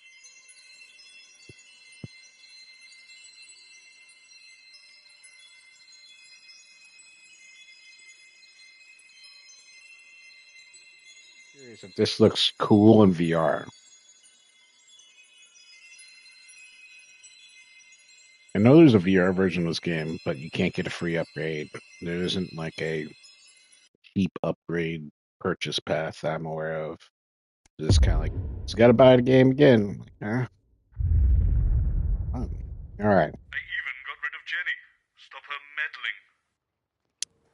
I've told you 1,000 times, Chester. It's the number of blind dates I've been on when no one's turned up, followed by the worrying number of lumps under my left arm, the date my childhood sweetheart married my best friend, the age my cat was when I ran him over, the number of conversations I've had with my father, and the exact time my mother walked out. I honestly don't see why that's so hard for you to remember.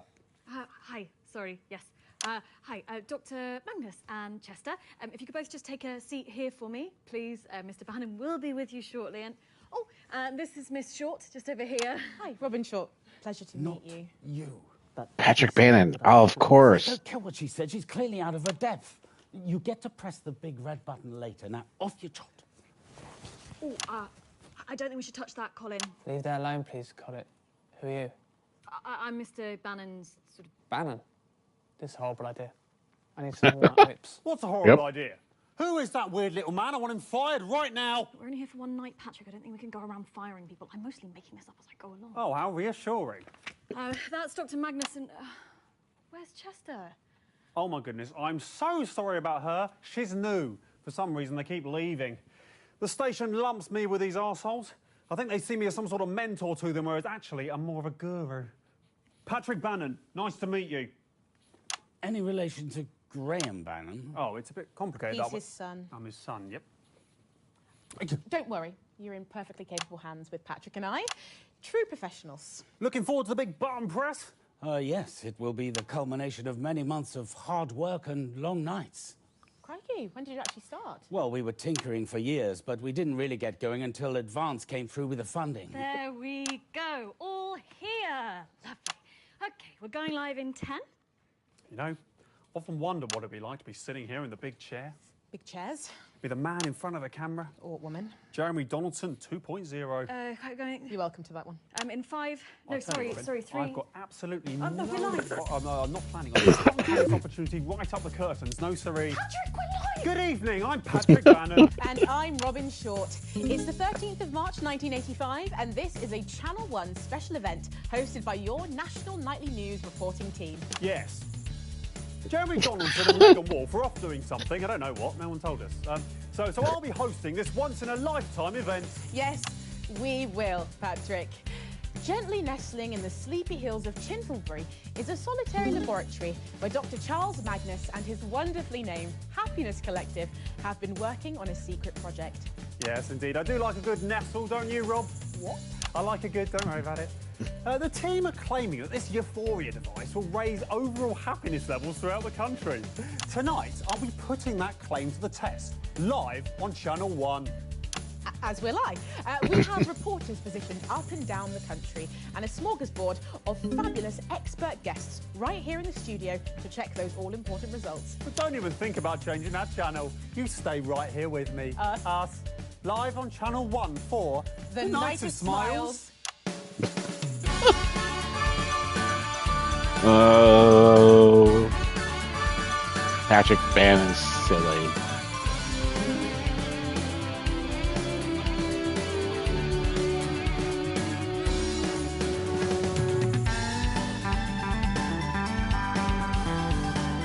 You know, Winston, I feel a certain sympathy for Chester. maths problems.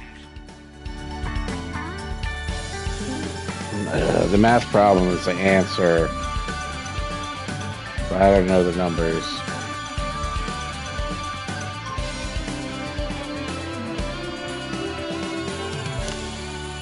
Welcome back. In just a few short minutes, the Euphoria device will be activated, and I'll be even happier than I already am sitting here hosting this. Doesn't seem possible. Maybe are we. But before that, let's meet the men behind the merriment, Mr. Chester Mims and Dr. Charles Magnus. Hello. Hi. I can't believe I'm here. You're not supposed to be. Oh, thanks for joining me. Dr. Magnus, you're the leader of this happiness collective, is that right? Yes, that's right. And what does this thing actually do? Well, we have one underlying unifying goal: to scientifically and quantifiably improve happiness levels for everyone, everywhere. The Euphoria device is the culmination of years of research from many experts around the globe. So, then, how does it actually work? Oh, well, that's simple. I just get my assistant Chester here to push the big red button. well, it's actually a little bit more complicated than that. You see, I have to attune the... I push the big red button, yes. Yeah, sure. Once you push that thing, or you or me, it doesn't matter, does it? What does it actually do? It makes you feel happier, Mr. Bannon. Well, I'm following the science. But how does it make us feel happier, Dr. Magnus? Obviously, some of that information is proprietary, but... Oh, of course, please, say no more. OK. No, don't literally say no more. We're doing a TV show, for God's sake. Oh, well, I could explain some of the basics. Oh, bear in mind, we've not got too long to go now, so let's keep it simple for old Patrick here. No, hold on. No. I'm good at science, actually. I did science all the way through school. I was only joking. Yeah, and I dated a science teacher once, so probably picked a thing or two up by Ozymandias. Osmosis? Yes, look, I'm just saying that I'm perfectly qualified to discuss science. Thank you. OK, Dr. Magnus, perhaps you could explain it in layman's terms for a thicko like me. Yeah, for a thicko like her. Well, to put it simply, everything is vibrating. Everything is vibrating. Sorry? I'm not vibrating. Well, interestingly, actually you are. Everything is. I'm not. Look at that. Steady as a bloody rock, that is. Yes, it appears steady, but actually... Do you know what they call being boy cadets? No. Have a guess. Cadet Bannon? Yes, they called me Cadet Bannon because the Sergeant Major said they had to, but also something else. Go on, a nickname, come on. You little clown boy, have a guess. Is this a game? I like games. My favourite games are hide the pickle, cock or ball... No cock or ball, have a guess. Steady hand Bannon. It was steady hand, that's right, steady hand Bannon, well done. Good guess. Steady hand Bannon. Point is, not vibrating in any way. If you say so. Would have been a deadly sniper. I'm sure you would. Too much sitting around, though. The Bannons don't have time for that, no siree. Thank you very much, Patrick. You were saying, obviously Dr. interspersed with the odd... This was worth it, OK? OK. Crikey. Right. But most are just sort of sitting around. It's a boring job. Dr. Magnus. Yes. Well, a particle is also a wave, and in music Brimley there's Sands. What's that now? I was saying Brimley Sands. Went there on the summer. Beautiful place. Loads of them there. I'm sorry, what are you talking about? Oh, my God, we're talking about waves, aren't we? So I went to Brimley Sands. Obviously, didn't go right up to the coastline. I've got to protect the money maker as well. Yes, but those aren't the waves we're talking about, Mr. Bannon. These are smaller ones, like radio waves. Pretty sure you don't get waves on the radio, Robin. They come out of the radio. OK, well, if that was true, then why isn't my sideboard all wet from the waves? You explain that with your science. Is there any point? I could give it a go. It's a rhetorical question, Chester. Just like to be or not to be, that's also a rhetorical question. It absolutely isn't. Shall I go on? No time. Crikey! Well, I'm sorry, but we've actually wasted the chance to chat about all of that. Well, I think we all learned a lot from that. I know I did. OK, we've got less than 2 minutes to go now, Patrick. So, while Chester goes over there to configure the Euphoria device, thank you, Chester, we are going to go live to the new Advanced HQ What do you want me to do? for a special message from the Prime Ministers, Peter Clement and Julia Salisbury. Let's go to that now. Good evening, everybody. On behalf of Advanced, Oh my gosh. I just Hilarious. wish all of you Ah, the very done best is. of luck with tonight's groundbreaking experiment. When this project landed on my desk, I just knew it deserved to be funded. After all, what could possibly be better than increased happiness? Now, I'll admit, I was a little sceptical but the lab results Winston, are promising. I've noticed something, and I would imagine you have too. Every time Magnus appears, he lists 6 tragic facts from his life. Well done from us Why? to Dr. Magnus and the entire team at the Happiness Collective. So, as my old man used to say, it's time to stop twatting about and get the gimlet frothing. Wow. Good luck, everybody. Back to the studio. No, that's just what they want you to do. No, journalism is about taking massive risks for even bigger rewards. Being seen to do something, even if you're doing nothing at all. Now, this is my big opportunity, and I'm going to grasp it with both hands. I thought this job was going to be glamorous. Good one. Just day after day with this fucking... You'll outlast him. This isn't going to end well, is it? Oh, maybe you'll get lucky and he'll fire you. God, yeah. Just bide your time. Shit, it's time. We're live! Oh! Fantastic! Our Prime Ministers, ladies and gentlemen. Sorry, and what's going on? Why is Chester over there? Well, we thought it might be better if a handsome young journalist in a suit did the push, you know, rather than a sort of stuffy old thing in a lab coat. Look, Mr. Bannon, I really This don't is think highly irregular. Patrick, I really Let's think get it would be involved! better. We've got a new catchphrase to try out as well when we get there. OK, let's start with 10, shall we? 10, 9, 8, come on, Boffin, 6, 5, 4, 3, 2, 1. Get your Bannon on! Get your Bannon on. Oh, that was great. Frickin' heck. Everyone, we're getting stuck in a time loop. They'll be sure not to press that button. Don't believe. Oh. Get your Bannon on. Oh my gosh. Patrick Bannon is too good. Frick. He's the reason why I want to play the DLC.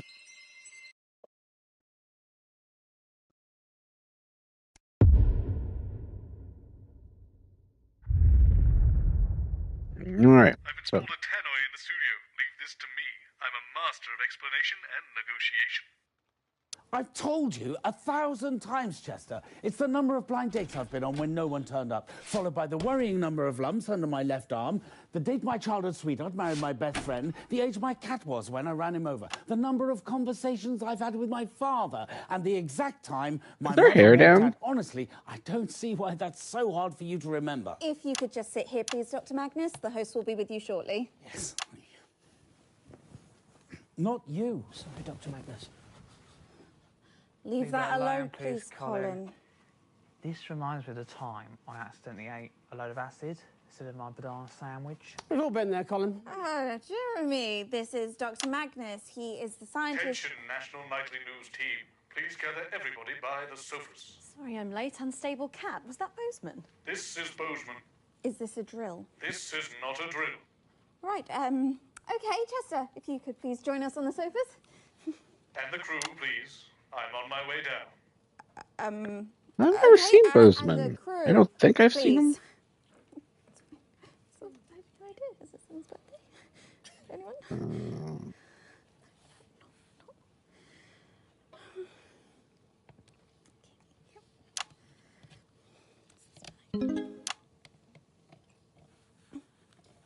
Right, I've gathered you all here because I'm afraid I have to tell you something that's going to be hard to comprehend.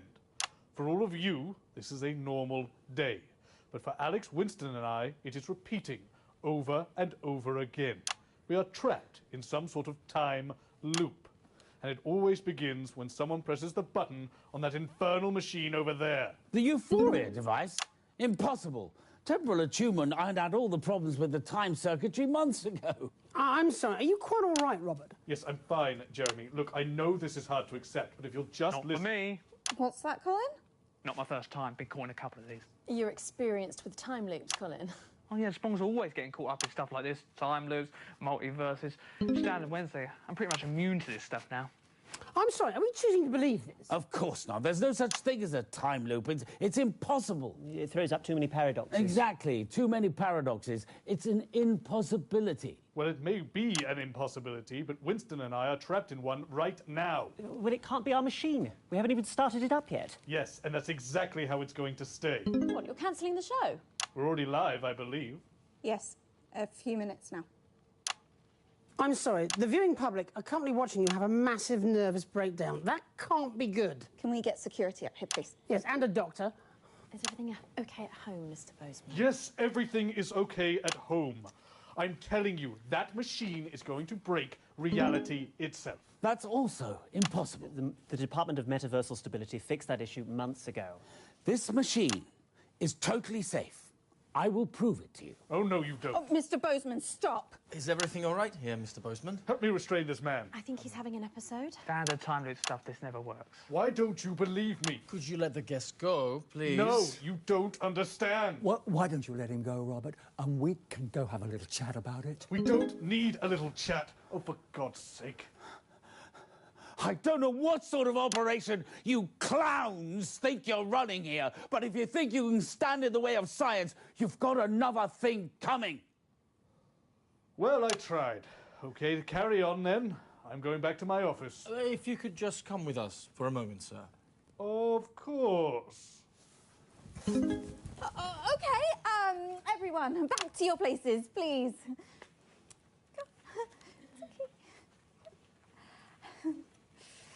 Save this.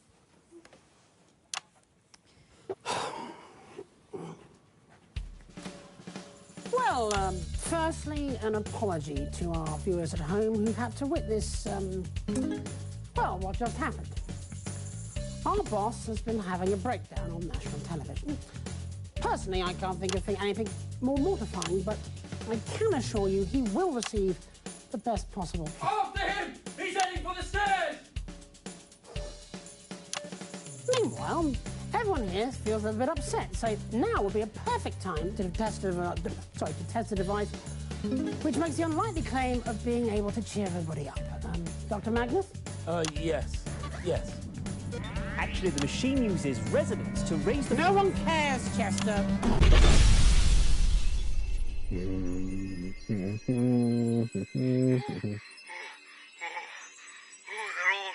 idiots. It's us against the world.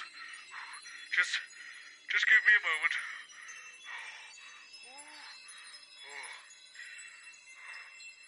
Okay. Go ahead when you're ready, Winston. All right. Defend machine, Jenny column.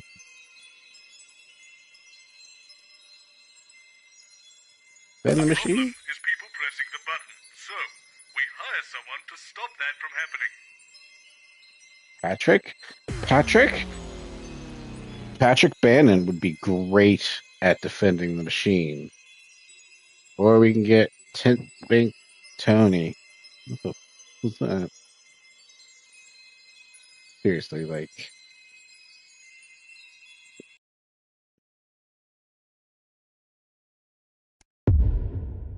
Let's do double again.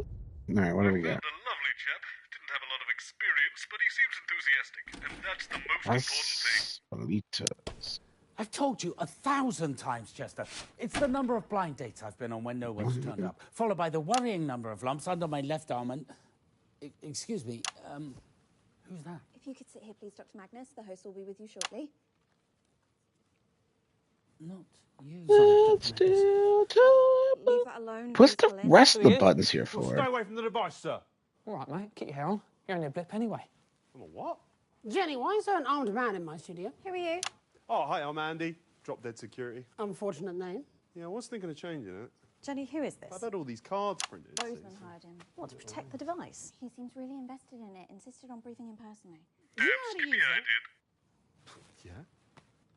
You don't sound very sure about that. Oh, what? Yeah, but it's fine, right? I took a course. 3 months?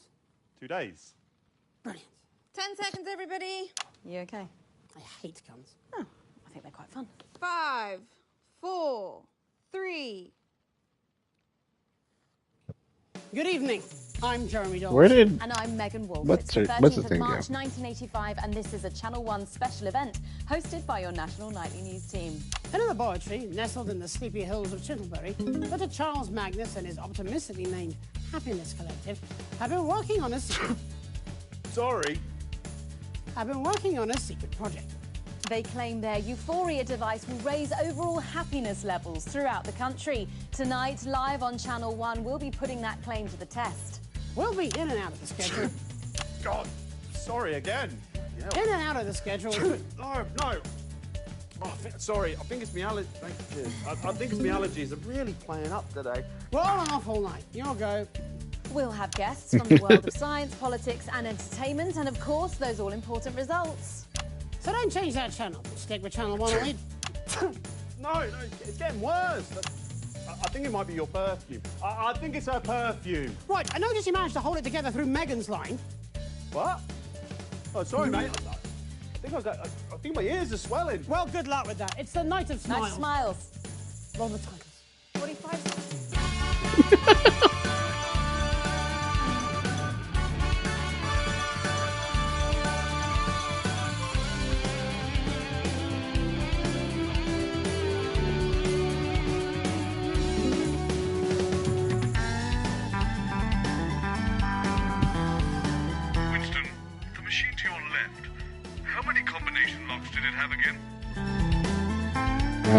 Frickin' heck.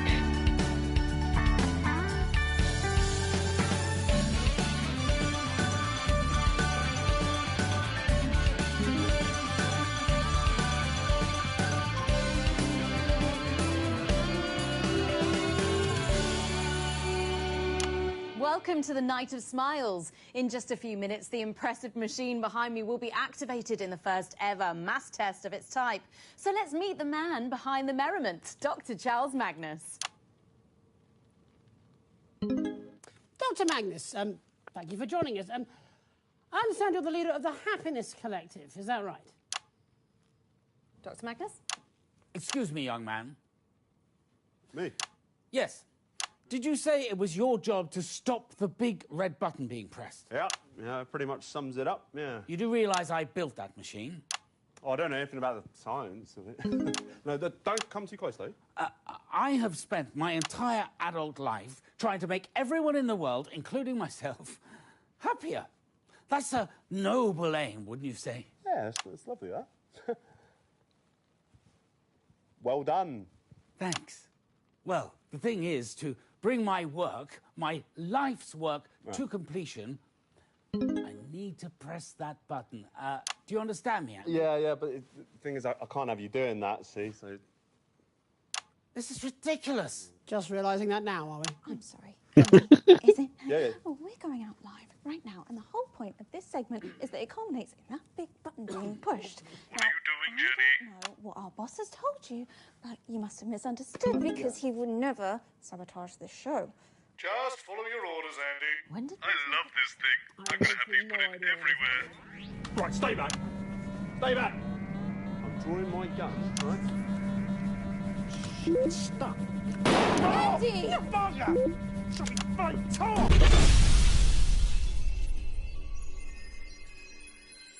Blithering idiot. The police can keep him. Bloody fool can't guard a bloody button. This is what happens when there's no time for a proper candidate selection process. I've always said it. Just pick another one. This one's going to be an absolute train wreck. There's a reason I keep them both behind camera. We'll be lucky if they make it to the opening titles.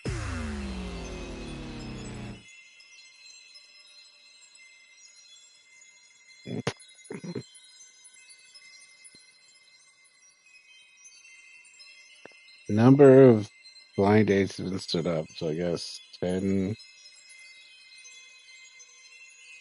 Alright. We do have to figure out these two stupid numbers.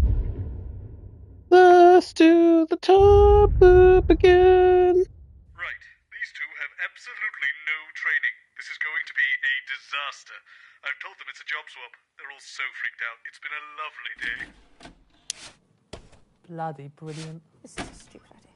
Hope my nan's watching from her cell. All the stupid ideas Bozeman has got from books on intrepid management style. This has to rank as the stupidest. This is my favourite version yet. This is so fun. I don't want to be on TV. Job swap! I'm not using my real surname. Don't use your real surname. God, no, I don't. You look amazing. They're going to love you. How will I look? Like a used car salesman. Excellent. Sprongs consider enterprise to be prime amongst the virtues. Why is that, Colin? No one knows. It was written on a spoon. On a spoon? 10 seconds! Down the Where side are of the guests? 5, 4, oh God, shit, 2, go! Good evening. I'm Jenny Skywalker. And I'm Colin Sprong. With a wooden one. Oh. The spoon, that's how they're able to get the writing down the middle. Colin, shut up! Just carry on! You're not supposed to be heard. Follow the auto cue then. Oh, right, the auto cue. Snuggled into the warmly heaving bosom of Tinderbury, nestling in the soft embrace of its tempting folds. Who wrote this? I did not write this. I wrote it, just read it. It's like a bad erotic romance novel. A team of strong but inwardly vulnerable scientists have knotted their collective brows in pulsing concentration as they strive heroically towards one end and one end alone. To make us all happier. Will it work? Probably not. Actually, it doesn't say that, that's just what I think. It says, let's find out. Tonight on... The Night of Smiles. Title, 45 seconds.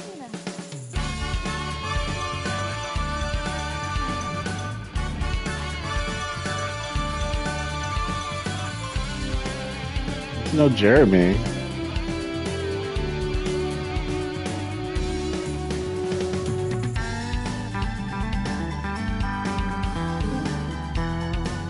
I've got it. There's a link between Magnus's tragic list of events and the combination lock. Yep. Just wish I didn't have to figure out what those numbers were.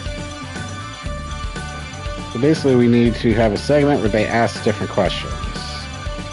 So probably 2 different segments. Some of them cover different things. Welcome back.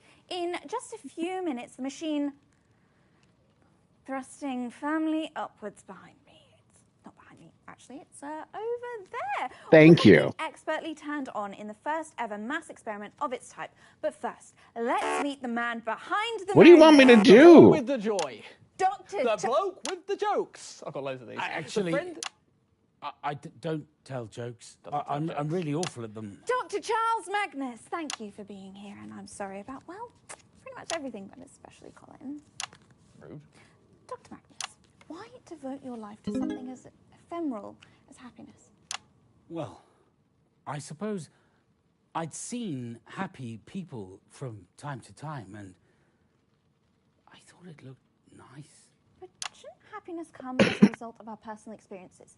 Shouldn't it be earned? Not necessarily. One of my uncles once won a year's happiness on a scratch card. Yeah, that question was more for Dr. Magnus. Yes, but our surreal friend here does make a good point. I mean, why should we have to earn happiness when we could have it for free? Because, well, then it doesn't mean anything, does it? It's not real happiness. It's just a drug administered through the air. I don't think that's very What about fair. if someone at home tonight watching this has just experienced a bereavement? What if they don't want to feel happier? What if your device interferes with the natural process of grieving? Have you considered that? Well, my device will... there's no malice intended. Chester, come here a minute.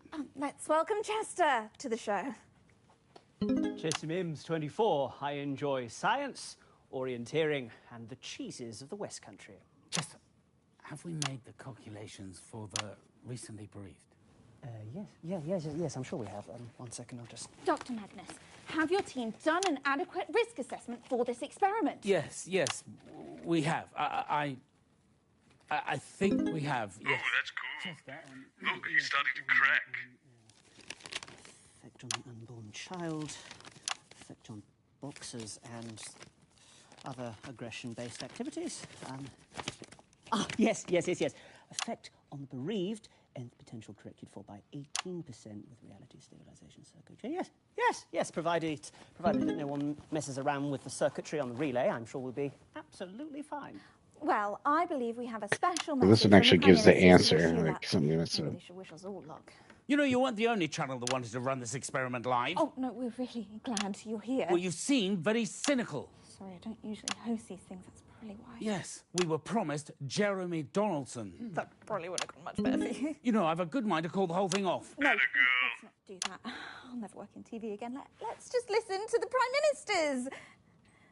Good evening, everybody. On behalf of Advanced, Julia and I just wanted to wish all of you the very best of luck with tonight's groundbreaking experiment. When this project landed on my desk, I just knew it deserved to be funded. After all, what could possibly be better than increased happiness? She's talked him back into it.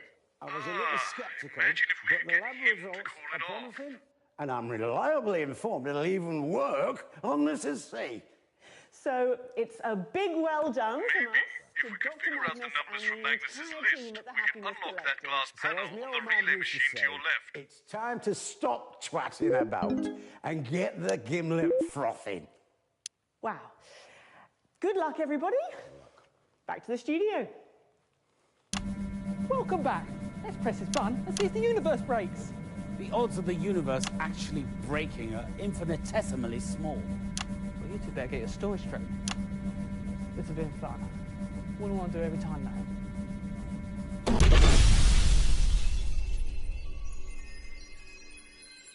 Well, nothing's worked and we still had to sit through that clusterfuck. Can't break the machine, can't break the show. Get the numbers. Change the script. Let's go again, Winston. I know what needs to be done. No. Change the script. Change the script so that they have to tell us what those numbers are. And then I can input it and we don't have to do a time loop again. But no, you can't hear me. Something bosses never listen. Let's do the time loop again. All right. Found the solution. No scientists, no experiment. What? Sit back and relax, Winston. This one's all me. It's going to be a very short show. Bang Are Tony. you sure you haven't seen them? Not for the last half an hour or so. They're normally out here by now, banging on about numbers. And you've checked everywhere. The break room, Dr. Magnus's dressing room. Break room, they're always out the dressing room by now. Colin, can you please just go and check if they're in the dressing room and I'll get security to do another look around. Don't press that button. I do believe we were sent there on purpose, Chester. Oh, bugger. On purpose? Dr. Magnus, who? Who would have sent us there intentionally? I'm not sure. Perhaps it was a competition. The blissful union? Yes, those nerds have been jealous of our euphoria device ever since we secured the funding from Advance. They're trying to stop us? Yes. We must proceed immediately.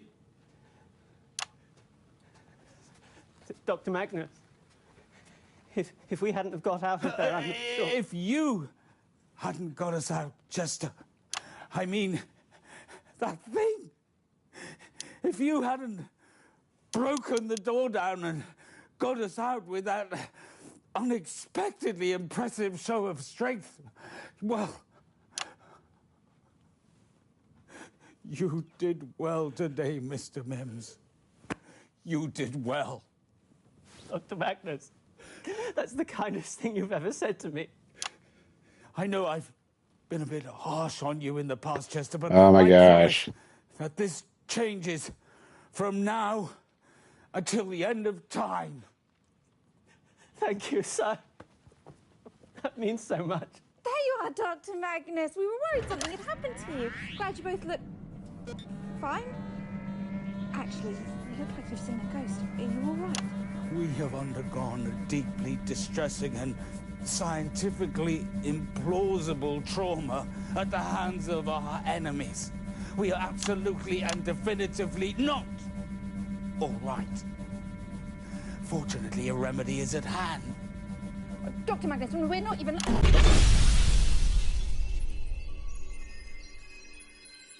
solution is flawless. The execution is the problem. I don't know why you suggested the old haunted Bannon soundstage. Terrible idea. But I have a better place.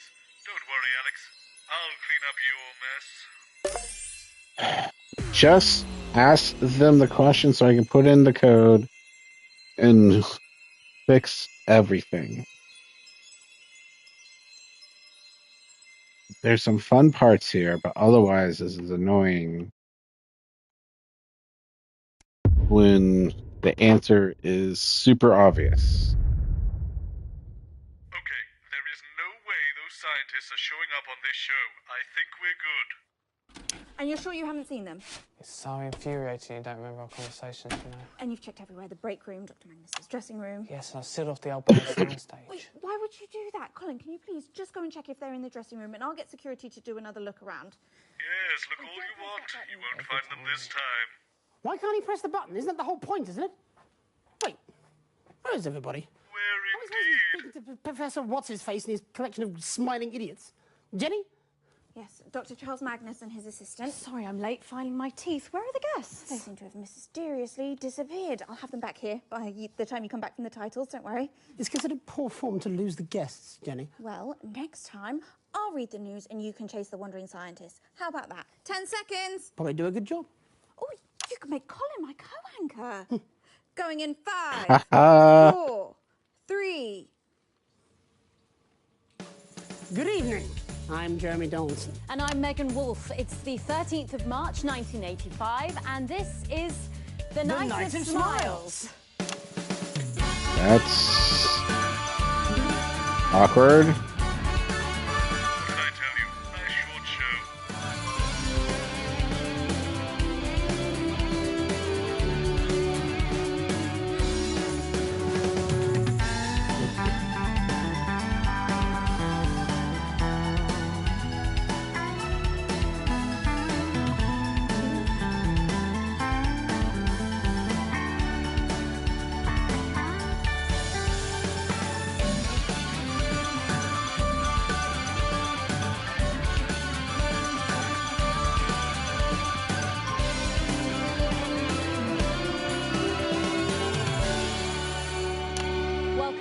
In just a few minutes, the impressive machine behind me will be activated in the first ever Not mass behind you, experiment it's of over its there. type. So let's talk about the man behind the merriment, Dr. Charles Magnus, who will be speaking to you later this evening. Truly a visionary, right, Jeremy? Yes, if by visionary you mean... Dr. They told us it was the way to get into the studio. It didn't seem believable, but he was so convincing. Yes, I bloody was. He told us that all television studios were entered by shoot. We don't work in television. How are we supposed to know? So we got in and... the darkness, and the sliding, the big splash, and the wet. And the clownfish. Lucky the viscosity was low, or heaven knows what would have happened. Somebody is clearly out to sabotage us. Yes, Dr. Magnus, probably the blissful union. I concur. Those nasty little geese. We must start the experiment immediately. Wait.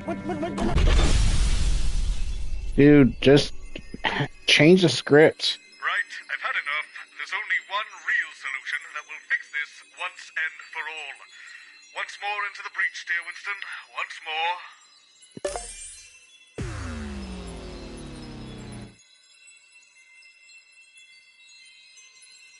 Ask questions about those numbers. I add them in, and then the time loop is done. Let's do the time loop again. Handle the guess.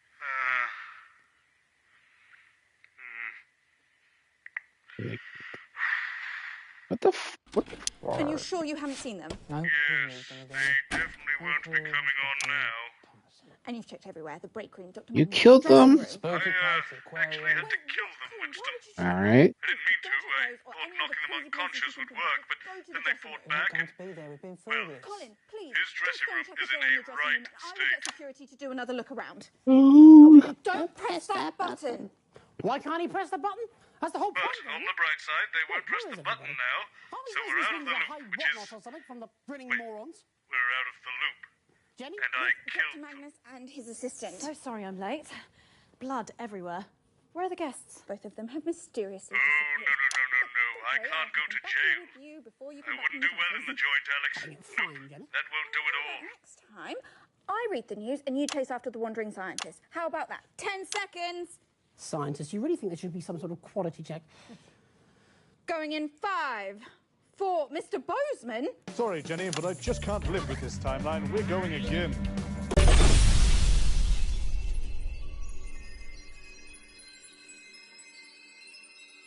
Okay.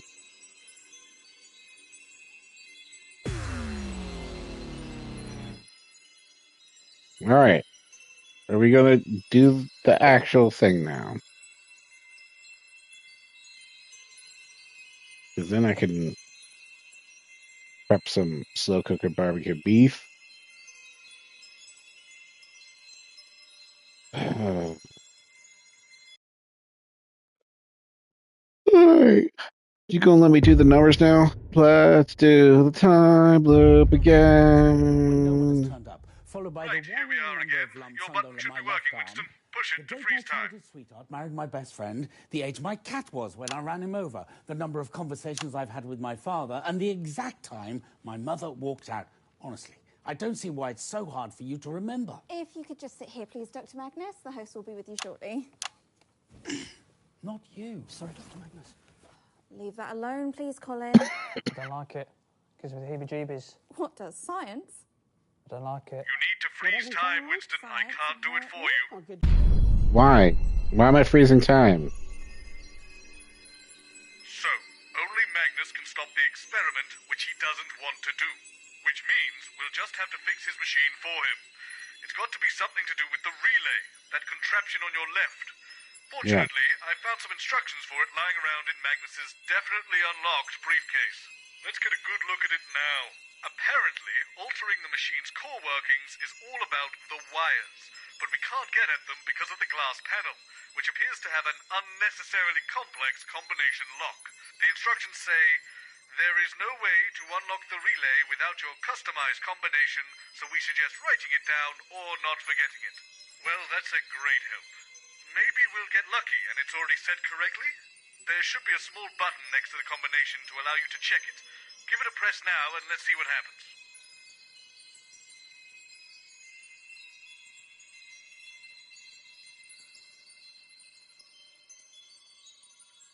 It doesn't work. Imagine. All those red lights should indicate that none of the combination is correct. Ah, well, that probably would have been too convenient and unfulfilling if the code was already entered for us. It says here you should be able to change the number by moving the dials up or down.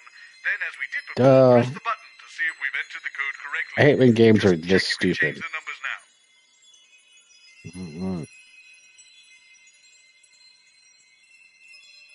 Excellent. That all seems to be working. I suppose we'll just have to work out the code the old-fashioned way. Take a look at the notepad and I'll show you where I'm at with it all. As I was saying before that nasty business with the dead scientists, Magnus's rambling when he enters the studio correlates perfectly with the combination lock on the relay machine. So it seems to me, if we figure out all those bits of information, we can unlock the device and fix their infernal contraption. With that in mind, the combination is the total number of dates Magnus has been on where the other person didn't show up, the number of worrying lumps under his left arm, the very date his childhood sweetheart married his best friend, the age of Magnus's cat when he ran him over, how many conversations Magnus has had with his father, and the exact time his mother walked out. My God, his life sounds awful.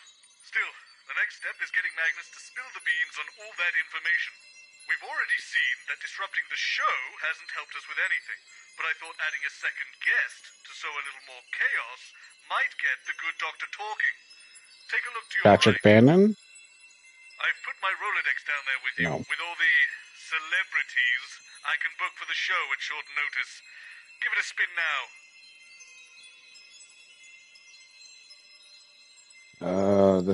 Right, spin. Yep. I'm using the right stick.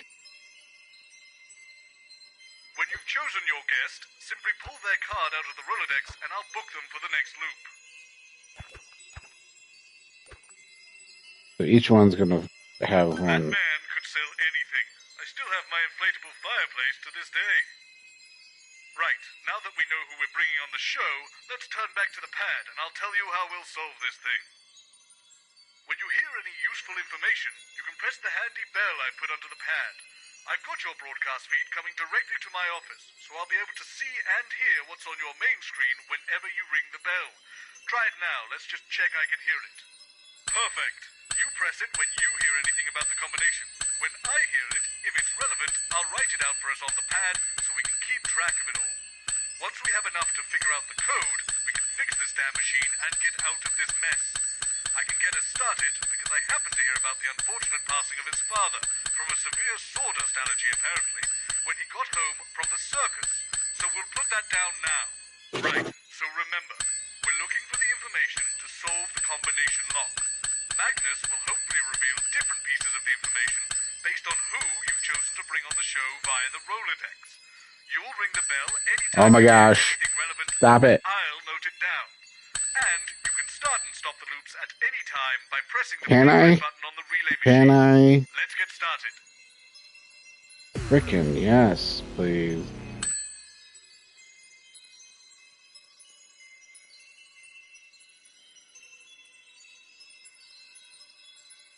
Should have done this like 5 attempts ago. Ugh.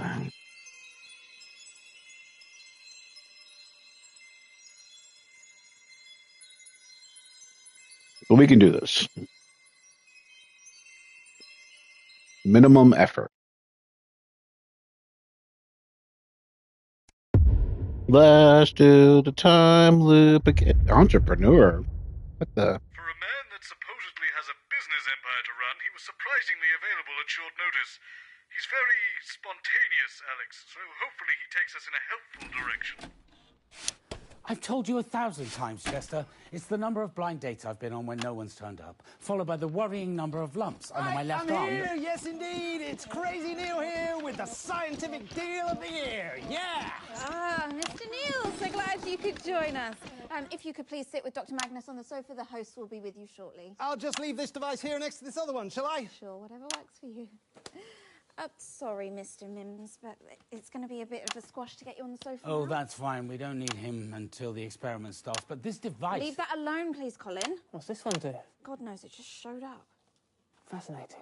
What's fascinating? My inability to express my true feelings, if my mother's to be believed. What's fascinating is how we can offer such quality products at such low prices. Good to see you again, Mr. Is Donaldson. it? Thank Patrick goodness we have two equally Bannon? qualified guests, Mr. Neil. Call me Crazy Neil. Let's say no for now. This is Dr. Charles Magnus. Another equally skilled salesperson, if the reports on your funding levels are to be believed. Jeremy Dawson, professional cynic. Charles Magnus, impervious to skepticism. There's no need for skepticism, Jeremy, just the ability to spot a great deal. Right, of course. Sorry, I'm late. Flard exploded. Professor Magnus. Dr. Magnus, apparently. Either is fine. And Mr. Neil. Crazy Neil! When you live the crazy like I do, it's not just a brand, it's a lifestyle. Yeah! Of course it is. Amazing. 10 seconds, everybody. This should be fun. Try not to buy anything. Going in 5, 4, 3. Good evening. I'm Jeremy Dawson. And I'm Megan Wolfe. It's the 13th of March, 1985, and this is a Channel 1 special event hosted by your national nightly news team and special guests. That's right. We're joined tonight by a well-known... My God, that sounds awful. Do you really have to listen to that every day, Alex? Let's just turn off the audience monitoring for now. We don't want to have that going off every time. Magnus, head of the Happiness Collective, who claims his Euphoria device will raise How do overall we happiness levels in the country. And our other guest is a man who wears the title of Crazy with Pride, and once tried to sell me a self-freezing toaster. I'm still not sure why I would want one, but anyway, it's Crazy Neil. Yes, indeed. I'm bringing the appliance of science. I don't know what I was supposed to turn off. Go away. Stick with Channel 1 all evening as we bring you the Night of Smiles. Let's get back to the studio here, Alex. We don't want to miss anything important. I am?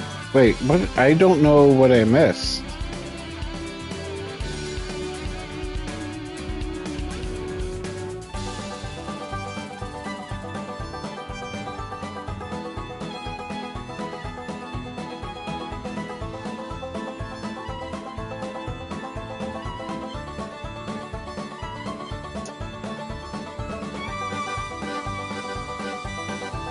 Tonight.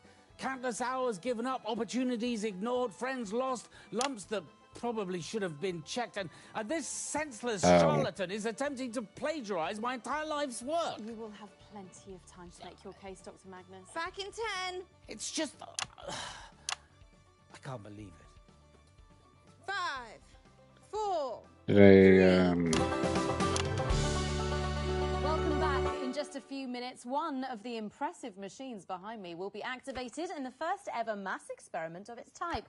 But first, let's meet the men behind these multiple merriment machines. Dr. Charles Magnus and Crazy Neil. Hello, hey, hola, buongiorno. Hi there, Crazy Neil. Oh, they turn off the audience thing. Wow, I'm completely feel stupid. It's an unreal steal of a deal.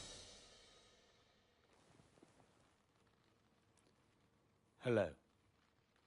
Thank you both for joining us. Mr. Neil, let's start with you.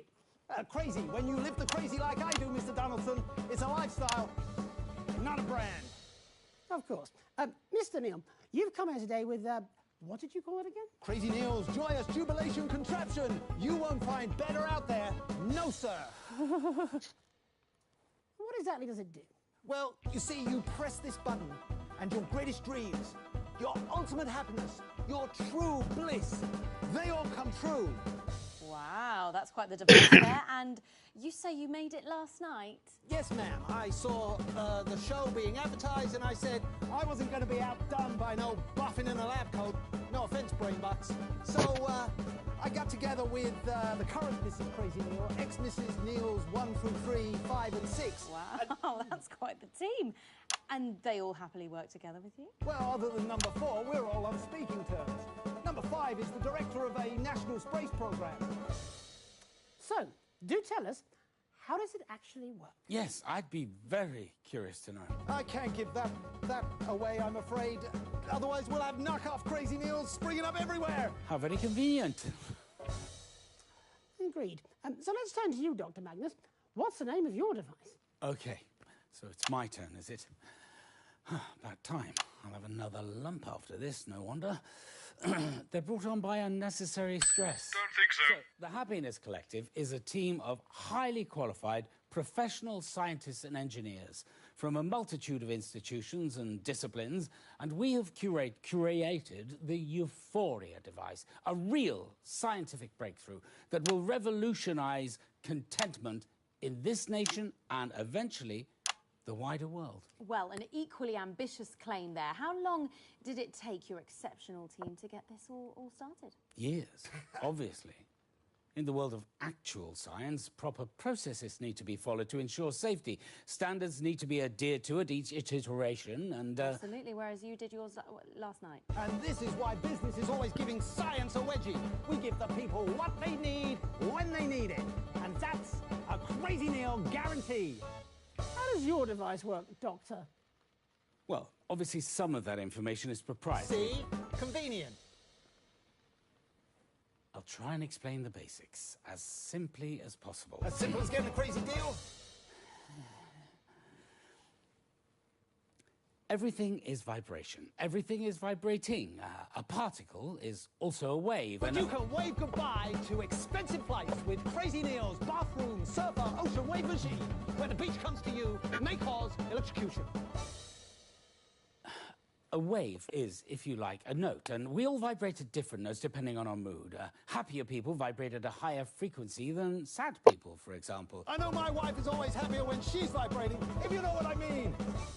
I mean, I give up. I understand, Dr. Magnus. Thank you. Megan? Yes. Well, there is only a minute or two to go now. So while we go and get set up with the devices, let's go and head on live to the new Advance HQ for a special message from the Prime Ministers, Peter Clement and Julia Salisbury. Okay. Good evening, Got about a minute. Lovely stuff. If we could get you all over to the devices now, please. So who won? Sorry? Well, you're going to start up my device, or Brainbox is here. I think, Mr. Neil, while it's been very entertaining having you on the show, we're probably going to go with Dr. Magnus's device. Some sanity at last, though. Chester. Yes, Dr. Magnus. It looks like nickel and copper might have brought a little friend. Let's get another dermatologist appointment for next week. Okay, I'll make a note of that straight away. Let's invite Zinc along to the party. Please don't make light of my numbering system. Just book the fucking appointment. Not likely, Alex. You for this bucket of bolts. 10 Whatever seconds. it is, I'll half the cost.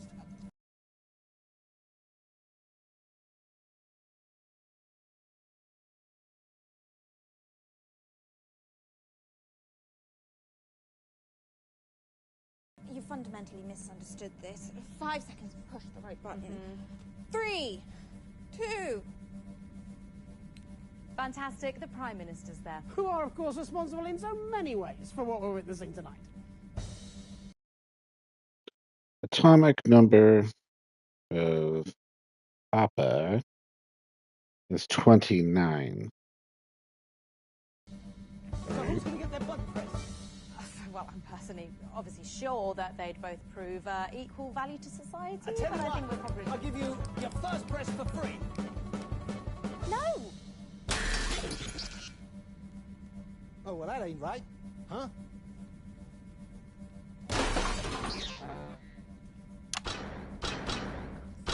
Please, Mr. Neal, much better to leave these things to the professionals.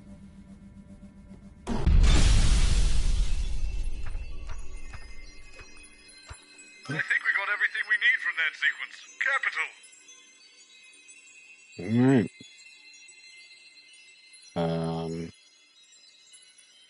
Yeah.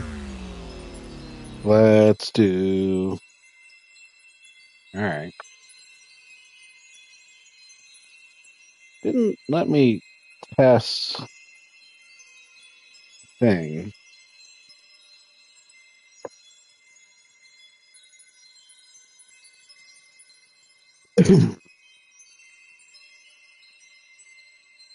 He did say, I think we got everything, so I didn't miss anything.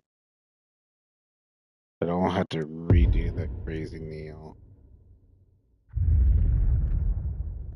Hello, Jabra. I swore I'd never let him back on television. Curse this improbable scenario for making a liar of Bob Bozeman. I've told you 1,000 times, Chester. It's the number of blind dates I've been on when no one's turned up, followed by the worrying number of lumps under my left arm. I can see where you're coming from, but the machine says it's not right. We must be missing some information. Alright. That's correct based on what we have, so maybe we're missing something? Alright, then let me go back.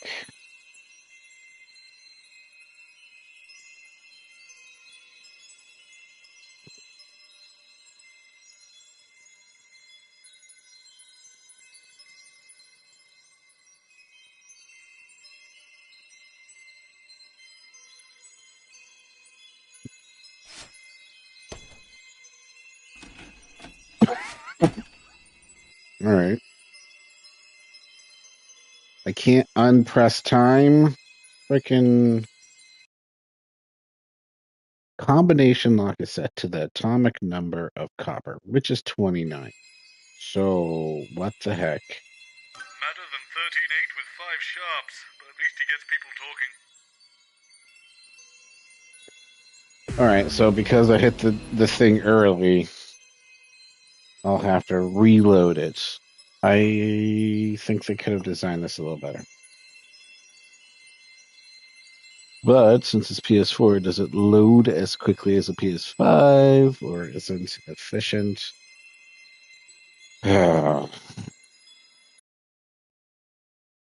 Let's do the time loop. The fool. Oh, this is the... I can't deny he ups the ratings when he's on, but for a man whose brand is being right, he's got a very poor success rate. I've told you 1,000 times, Chester. It's the number of blind dates I've been on when no one's turned up, followed by the worrying number of lumps under my left arm, the date my childhood sweetheart married my best friend, the age my cat was when I ran him over, the number of conversations I've had with my father, and the exact... Easy working for big science, is it? No, it's me. I'm afraid I have trouble remembering impossibly convoluted things. Like science, eh? No. I'm sorry. Who are you? Dr. Magnus, this is Alan James. If you could both take a seat, please. The host will be with you shortly. Not you. Sorry, Dr. Magnus. Big science, mate. Oh, God, not in this time. Not who? Oh, God. Look, I'm not happy about it either. Jeremy Dawson. Nice to meet you. No, you'll say that at first. Mr. James. Nice to be back. Or at least one of us. Sorry, I'm late. Poisoned smoothie. Dr. Magnus. Nice to meet you. Both of you this time, eh? I hope you've come ready. 10 seconds. You do know this isn't the news, don't you? Has anyone told Mr. James? In 5, 4, 3. Good evening. I'm Jeremy Donaldson. And I'm Megan Wolfe. It's the 13th of March 1985, and this is a Channel 1 special event hosted by your national nightly news team. In a laboratory nestled in the sleepy hills of Chintlebury, Dr. Charles Magnus and his optimistically named Happiness Collective have been working on a secret project. Absolutely nothing suspicious about that. They claim their Euphoria device will raise overall happiness levels throughout the country. Tonight, live on Channel 1, we'll be putting that claim to the test. Without your consent. We'll be in and out the schedule throughout the evening, with our very loud special guest to report live on whether the device has brought a smile to your faces. Or locked it into a rictus grin. It's popular commentator, conspiracist and entertainer, Alan James. So don't move that dial. Stick with Channel 1 all evening as we bring you The Night of Smiles. We probably don't need to watch these, Alex. My father was a scientist. Is that so? Engineer. Oh, so not really a scientist. Well, he ran a garage. Did mainly tyres and exhausts. More of a mechanic, then. Well, when I say he ran it, he owned it, really. Had a bloke called Keith who ran it for him. Sad story, actually. Car fell from that lift thing and killed him. Dad was devastated. Had to read all the signage. What was your dad like? Hard to say. I've got more PhDs than I've had conversations with him. Me too. 10 seconds. You have PhDs? No, a shitty dad. Going in 5, 4, 3. Welcome back. In just a few minutes, the impressive machine behind me will be activated in the first ever mass test of its type. So let's meet the man behind the merriment, Dr. Charles Magnus. And inexplicably sat next to him is controversial speaker and columnist, and I believe now a best-selling author, Alan James. Sales have been great, Jeremy. I'm as surprised as you are. Probably a mix-up with the counting. And yes, a sequel is on the way. In fact, I have the first proof copy right here.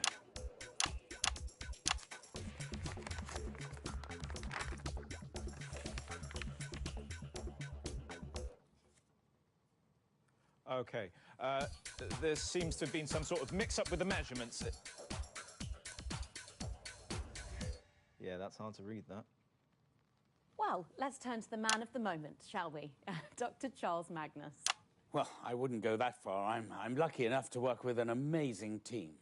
In a secret lab somewhere deep underground? No, in Chintlebury, near the supermarket. Where does your funding come from, so-called Dr. Magnus? A valid question. Well, prior to last year, we relied mainly on charitable donations, but since Advance came to power, we... Or as I call them in my new book, Alan James is right here. The corrupteers! Like, corrupt puppeteers.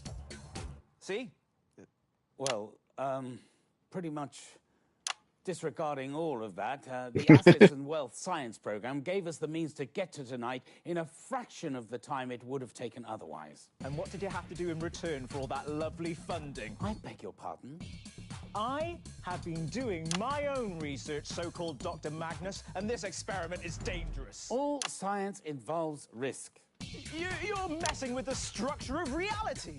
Hardly. I've been doing my own research. We are at the forefront of a new technology. This is how breakthroughs happen. This is how science works. Well, what if what you call science is all a big lie? What if there's something more? Something bigger than science? You can't get bigger or smaller than science, Mr. James. Science isn't a thing. It has no mass. It is simply a set of tools to understand everything. What is the real purpose of your happiness device? To make people happier. And what if we don't want to be happier? What if we want to spread our misery to others? Well, how is that different than what I'm doing?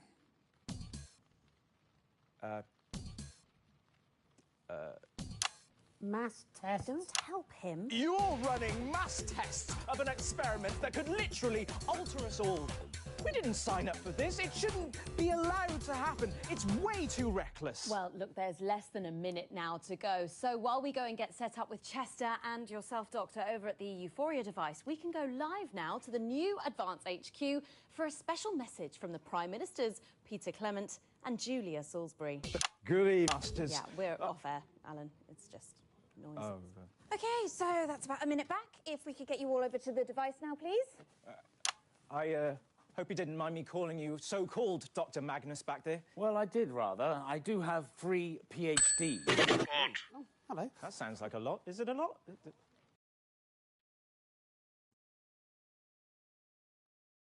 What actually are they, anyway? They mean I do my own research. Ah, like me, you mean? Hello again. Chester Mims, 24. My favourite foods are mashed potato, glacé cherries, and cat treats. Alan James. I think for me it's probably trifle, 10 seconds. aubergines, and bone marrow. We're friends now. Right, you are. Going in 5, 4, 3. Fantastic, the Prime Minister's there, and of course, without the assets and wealth funding... We wouldn't be about to break the space-time continuum. Honestly, how do we know? It's been broken for me for years. I think we can get a counter on the screen. There, and we're going in 10, 9, 8, 7, come on, Jeremy. 6, 5, 4, 3, 2, 1. Nailed that one, Alex. We're done here. Oh, frickin'. The navigation of this kind of sucks.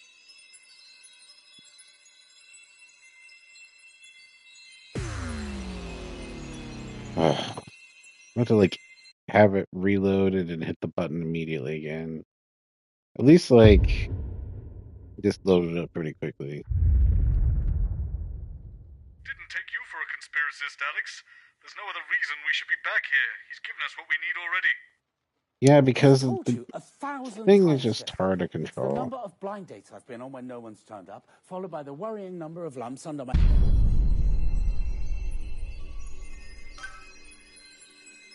you didn't even ding the bell once. What a waste of time that was.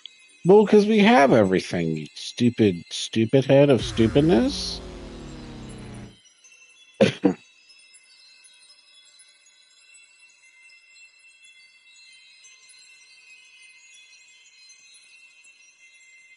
Atomic number of coppers 29. I wonder if it's like atomic number plus this plus that.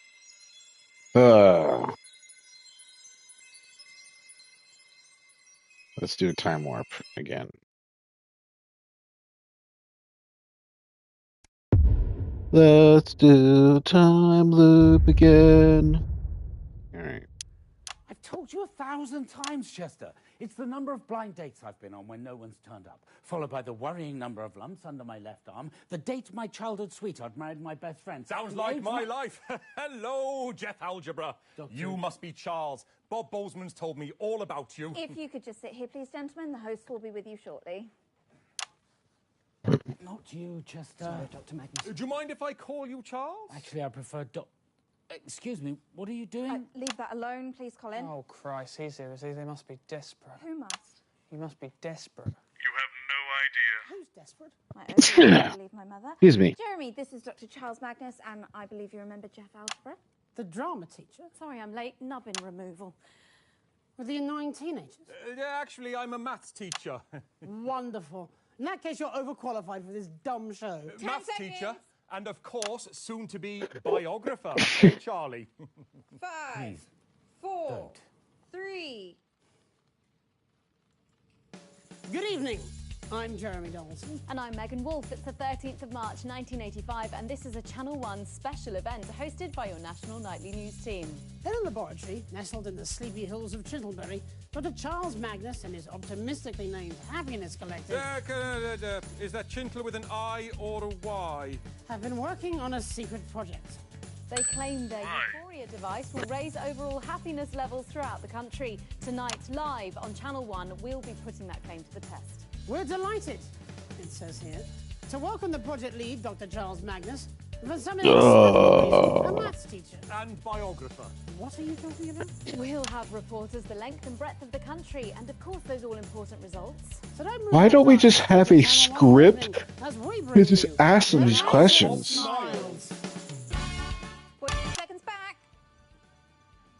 Sorry, Jeff, you know you're not meant to be saying that line. Oh, sorry. Sorry, Megan. Yeah. I got carried away. It's only my second time on TV, you know. You can barely tell. Both times with you, actually. You're like my lucky charm. Angela will get jealous. She needn't. And, of course, I'll be back when the show's done. Bob's promised me that this afternoon. Bob. Sorry, you mean Robert Bozeman? Yes. Yes, he's hired me to write a 4-part TV dramatisation of the life of this chap right here. Me? Well, I haven't consented to this. Apparently you have. Check your contract. I do love a bit of fine print. 5, 4, 3. Welcome back. In just a few minutes, the impressive machine behind me will be activated in the first ever mass experiment of its type. But before we begin the bliss, let's meet our guests, Dr. Charles Magnus and his official biographer, Jeff Algebra. Hello. It's a pleasure to be back, Megan. A big day for you. You must be feeling overwhelmed, I imagine. Christ, yes. Do you know, I had to jump in a taxi straight after the Year 10 Drama Club just to get here today, so all in all, I'd say it is pretty bloody thrilling. I think she was talking to the doctor. Oh, yes. Of course. Sorry. Dr. Magnus, an exciting day. Well, yes, it is, after all, the apex of my life's endeavour. Oh, cracking stuff. Apex of my endeavour. Cracking. Quite a daunting task you've undertaken. Yeah, do you know what? I thought so too. But I was pacing around in that little holding area you have for guests through there. The green room. No, it's sort of pinky purple. Yeah. Anyway, I was pacing around in there asking myself, what have I got in common with a great big brain box like Chaz here? Please don't touch me. But how does a numbskull like me connect with a chuffing genius like the Charleston? I really don't like either of those names. But then we were talking before the show. Were we? And he told me a story from his life, and I realised that this genius and What story is this? we're the same. I don't like talking about myself. You see, when I was 16, there was only one girl that I wanted to invite to the school dance. Angela Angular, the joiner's girl. Now, everyone in the village loved Angela because she had the sweetest heart and back then a working spine, see? My best friend in them days was Gareth Major Minor, whose dad was an army trumpeter. Gareth and Angela had been dating for a few months and things were going very well for them. But I was lonely, see? I'm not sure what this has to do with my life. Ah, well, Gareth confided in me that he'd been having some trouble in the bedroom department. Performance anxiety, probably. We were all young, after all. God, I have just been sick in my mouth, Well, actually. I was an ambitious fellow, like the Chuckmeister here. So what I did was... I convinced Angela that the reason for Gareth's disappointing nocturnal activities... This is still brilliant. Come on. I convinced her that he was gay, see? Don't think so. Wow. I know, right? Pretty damn clever. Anyway, she bought it, and not only did she go to the dance with me, but she's been my wife this last 14 years. The first 6 Not of which likely, were really Alex. excellent. Wow. You do know you're on television, don't you, Jeff? Yes. Sorry, I am trying to keep it brief. My point is that exactly the same thing happened to Dr. Magnus here. We're like reflections of each other. So, to answer your original question, yeah? Which was clearly meant for the doctor. Yes, it is daunting to try and capture the complexities of this brilliant man in 4 short hours of TV drama, less when you allow for the adverts. But you see, I've got a hook to start from, a place of truth, because we're so similar, Chip and I. This is outrageous. Outrageous fortune. Don't even know this, man. We are in no way like. I thought we were here to talk about the machine. No one cares about the science. It's all about the human story. Well, perhaps we could just try and talk about what we're choosing to call the science for just a moment. Sorry, Jeremy, there is no time, I'm afraid. We're going to have to go live now to Advance's brand new headquarters for a special message of goodwill from the Prime Ministers. Let's go to that now. Okay, that's a minute back. Can we get everyone to the machine? Oh, yes. Hey, maybe we should push the button together, Charlie? Actually, that's... No one cares about you. It's all about Chuck and me. Two peas in a pod, making history together. Listen to me, you stupid twat. We are not two peas in a pod. We are nothing alike. You did something truly awful and stole your best friend's girlfriend, whereas I had to watch my childhood sweetheart marry my best friend on the 5th anniversary of my father's death. Disagree. Already got it. In your story, I'd be Gareth. Do you see? Gareth, who you fucked over for your narcissistic enjoyment. Nonsense. You're a pathetic excuse for a human being.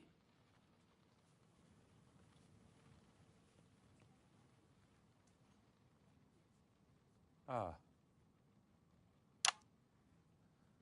Right you are. I think I might have got the wrong end of the stick there. Looks that way, doesn't it? So I'm not pushing the button? No. We're live? Yes, fantastic. That was the Prime Minister's there. And, of course, without the assets and wealth funding... Yeah, well, received... I'd still be teaching... Yes. Not me again, right. Yeah. You're Chester. Chester Mims, 24. My party tricks include close-up card magic, playing the banjo, and no gag reflex. Oh, good list. And you'll be pressing this big button for us and starting the experiment. Don't think so. Is that correct? Yes. One man shall push a button and the rest of mankind shall smile. That's Mims with 2 M's. Well, I think we can get a counter on the screen now. And 1 M at the beginning, obviously. We're going in 10. So 3 then. 9, 8, 7, 6, 5. Come on. The soul of a warrior in the... Yes, indeed. We have everything we needed here. All right.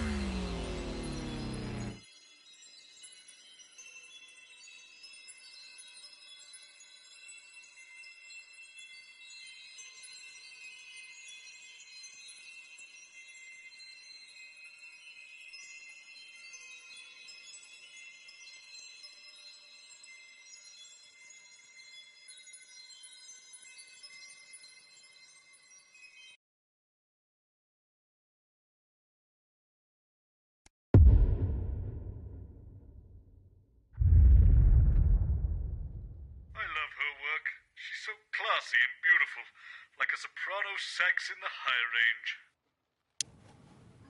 So sorry about the dryness. The last few days it seemed to have started becoming a little bit flaky. Probably the weather. Kath, can I please get a top up, please, when you're ready? I've told you 1,000 times, Chester. It's the number of blind dates I've been on when no one's turned up, followed by the worrying number of lumps under my left arm, the date my childhood sweetheart married my best friend, the age my cat was when I ran him over, the number of conversations I feel I like had with there's my a father, lot and the exact more time my here mother walked than out. guests. Honestly, I don't see why that's so hard for you to remember. My goodness, such a litany of sorrows. Helena Canterbury Boat Shoe. Dr. Charles Magnus, this is my assistant, Chester. Am I getting this touch up or am I making changes? Kath? Chester Mims, 24. My pet peeves are poor dental hygiene, golfer's trousers, and totalitarianism. Thank you, Chester. You can run along now. I've seen all your films. Oh, how lovely. There's something wrong with her face. It keeps Lovely. coming away. Lovely. Why are you using that on me then? I think you're just lovely. How kind. Where's Jeremy? I'm here. Sorry I'm late. Bo's been holding me up. Yes, I sent him a very long but ultimately pointless memo. Spent all morning writing it. Is there a random celebrity here? Last minute change. 5, 4, 3. Good evening. I'm Jeremy Johnson. And I'm Megan Wolfe. It's the 13th of March 1985 and this is a Channel 1 special event hosted by your national nightly news team. In a laboratory nestled in the sleepy hills of Chivalry, Dr. Charles Magnus and his romantically named Happiness Collective have been working on a secret project. They claim their Euphoria device will raise overall happiness levels throughout the country. I'm Tonight, bored. live on Channel 1, we'll be putting that claim to the test. We're joined in the studio tonight by Dr. Charles Magnus himself, actress, model and activist Helena Canterbury Boat Shoe, and... Sorry, what's your name? Chester Mims, 24. My favourite body parts are my eyes, my spleen, and of course my above-average-sized penis. Fascinating guests. Stay with us on Channel 1 all night for The Night of Smiles. It's Jeremy Dawson, pleased to meet you. Helena Canterbury Boat you. I'm a huge fan of your work. Huge. Thank you. Wish I could say the same. I don't get much time to go to cinema, though. Oh, that's a shame. Your world must be awfully bleak. You poor little man. Jenny? Yes, Jeremy. Do you interview him too? He looks somewhat broken. Oh, he's fine. I was chatting to him before. Just leave it to me. Yes, leave it to Megan. You poor little man. man. 10 seconds, everyone. Little man. So you heard that then, did you? Going in 5, 4, 3. Welcome back. In just a few minutes, the impressive machine behind me will be activated in the first ever mass test of its type. But first, let's meet our gleeful guests, Helena Canterbury Boatshoe, Dr. Charles Magnus and Chester Mims.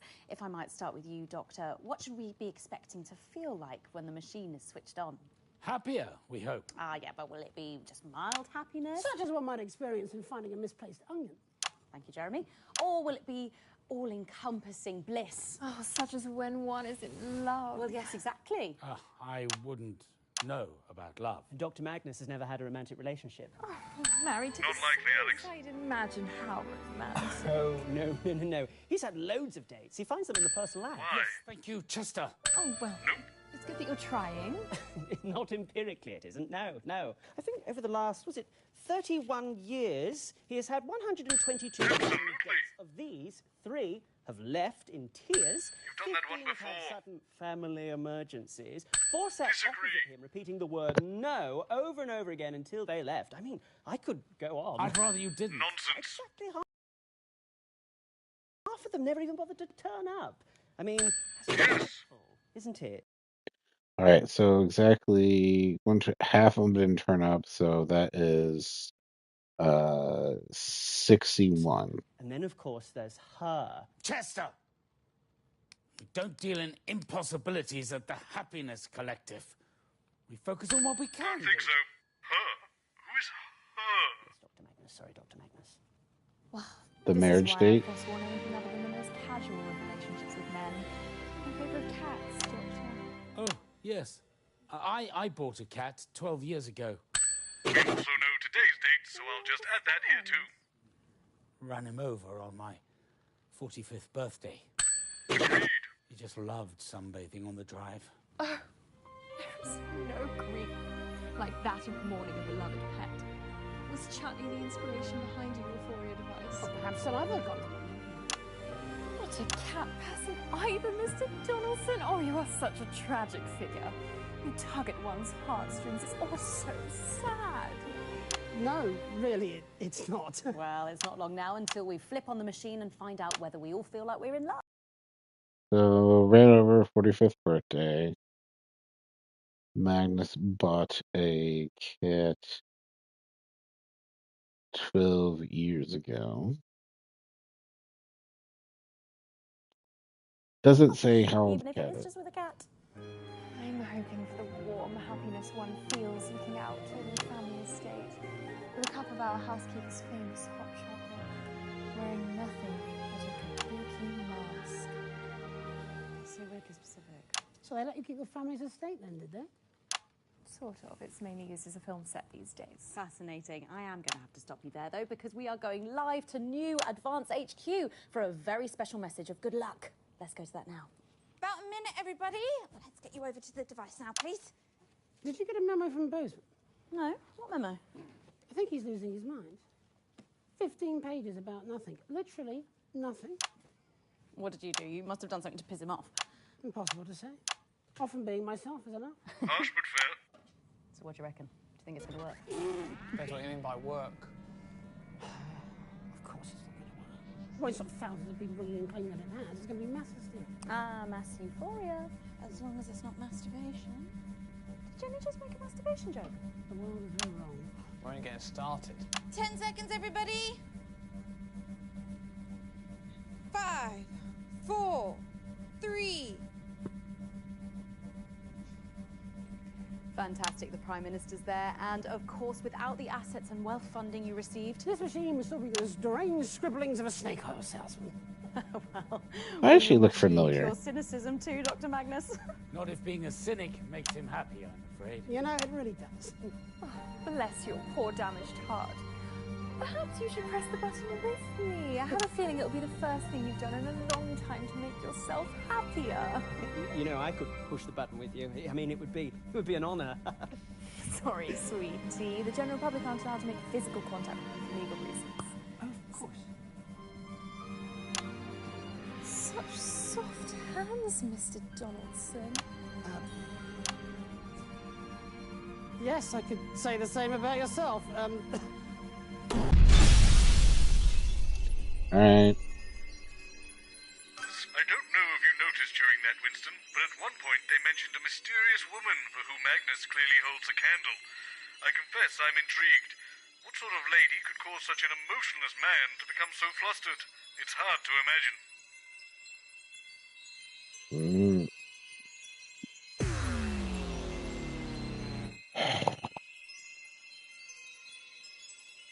We could do this, right? This is just so long because it forces you to go through it over and over again. I got some beef waiting. I need to like take it out of the slow cooker and rip it up, put it back in. I seriously, most of these are not this long. How long have I been playing this one? 2 hours? Something. Alright, let's... They're harsh, but undeniably talented, Winston. Mark my words, Rankley will be on our screens for years to come. I've told you 1,000 times, Chester. It's the number of blind dates I've been on when no one's turned up, followed by the worrying number of lumps under my left arm, the date my childhood sweetheart married my best friend, the age my cat was when I ran him over, the number of conversations I've had with my father, and the exact 12 years time ago. I honestly don't see why that's so hard for you to remember. If you could just sit here, please, Dr. Magnus. The hosts and the other guests will be with you shortly. Thank you. Not you. Sorry, Dr. Magnus. What other guest is this? Oh, it's just a celebrity chef we have here on Channel 1. Bozeman thought it would add a bit of spice. Leave that It's alone, the mysterious please, Colin. woman he is. I thought so. What? I don't like coriander. It tastes like soap. What doesn't Colin like? Soap, apparently. Tell me something I don't know. Tell me, Dr. Charles Magnus. So we've got a doctor and a chef on. All you know as a priest, we've got the beginnings of a terrible joke. Jeremy Donaldson, professional cynic.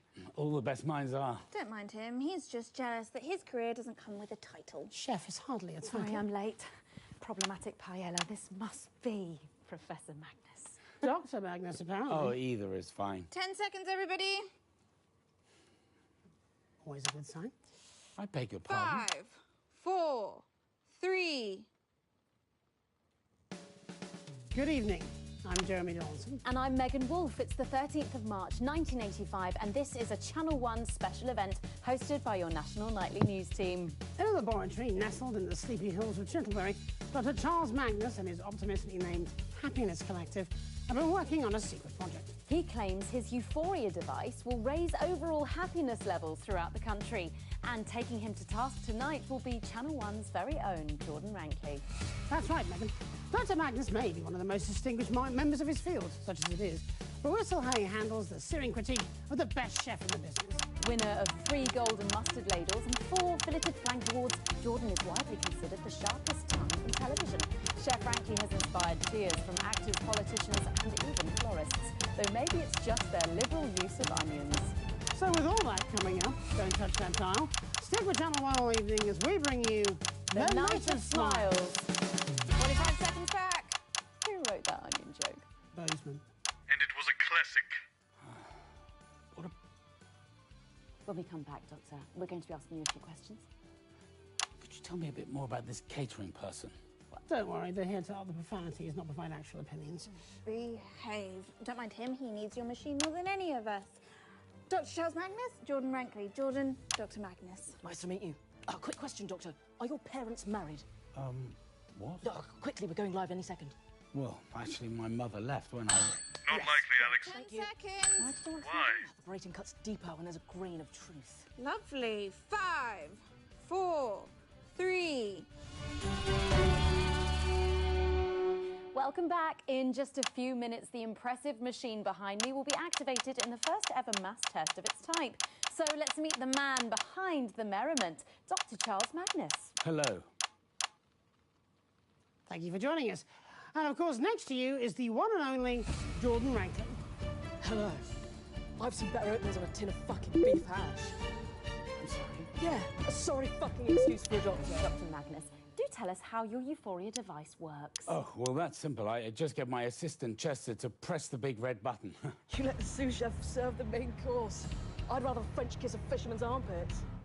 Right, yes. Well, more specifically, Dr. Magnus, how exactly is it supposed to make people happier? Well, some of that information is proprietary, but I could try and outline the basics. We're running out of time now, Doc, so let's not try to overcook the explanation. Well, to put it simply, everything is vibration. Everything is vibrating. A particle is also a wave, and a wave is, if you like, a note. And we all vibrate at different notes depending on our mood. Seriously? You're going for a musical fucking analogy? Fuck off! Do I look like a fucking trombone to you? I'm a chef. Let's keep the metaphors fucking food-based. You blancmange. Yes, of course. In cooking, we experience flavour through the taste, but also through smell. The olfactory and gustatory components have to work together. They are tasted in harmony. Are you following me? Well, yes, I think so. Hopefully some of our more culinary-minded viewers are. What the fuck are you on about, mate? You're making about as much sense as a drunk toddler. Oh my gosh. You know what? I really Take don't your like time this right character. now, and I can guarantee your mother has never been more disappointed with you than she is right this second. Actually, I know for a fact that that isn't true. She made a point of leaving Father and I at the exact time I was born. On my birthday. So that she could write off the whole decade of disappointment as Nonsense. Don't think so. very upsetting. So do we know his birthday? I need to figure out his birthday. Still, I have to admire her need for accurate timekeeping. Not likely, Alex. Hell, you've managed to make it pathetic sad rather than pathetic funny. You're unbelievable. Look, getting back onto track, the machine, it plays a note. It releases a smell that represents happiness, and all the people and all the animals resonate with that smell and feel happier, noticeably, measurably. At least that's the hope. Right now, I'd give anything to feel a bit happier. So, what you're saying is that for unprecedented public funding running into the tens of millions, you've built a crockpot that farts out a spag bowl of emotions. Well, do you know what? We're out of time, actually, Doctor. There's less than a minute to go now, so we will get set up with Chester and our guests over at the Euphoria device. But in the meantime, we will go live to New Advance HQ for a special message from the Prime Ministers Peter Clement and Julia Salisbury. Okay, so that's about a minute. If we could get you all over to the device now, please. No hard feelings, eh, Doc? It's just for the cameras. It's nothing personal. yes, right. Television is more complicated than quantum mechanics, so it would seem. You'll get used to it with time. Hopefully not. Come on, everyone. Let's get to our places. Yes, you wouldn't want to be in the wrong place for the big button push. Whatever would we do? Might throw off all the science. Hush, it might work. Lovely, looking great. Okay, 10 seconds. 5, 4, 3. Fantastic, the Prime Minister's there, and of course, without the assets and wealth funding you received. We'd still be making prototypes out of bread sticks. Bread. You must be Chester. Come on, let's get on with it. We're pressing the button or we're tongue-fucking each other. Shit! Enough with the foreplay! Well, I suppose we may as well see if this ridiculous contraption actually works. Shall we? Yes, I suppose. Fucking do it! I just need a few seconds to set up and we'll be good to go. You know what? Come here. Come. Yeah. Come in. Come in. We're going. Oh, fuck off! Just fuck right off! blessings.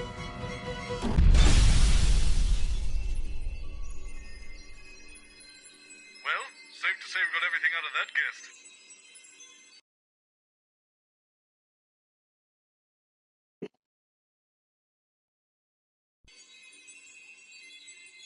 But if I got everything out of the guess, I got everything. Got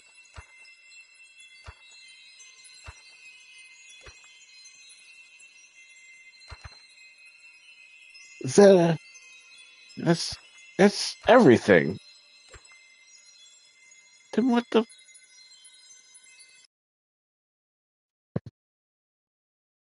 I don't know when his birthday is.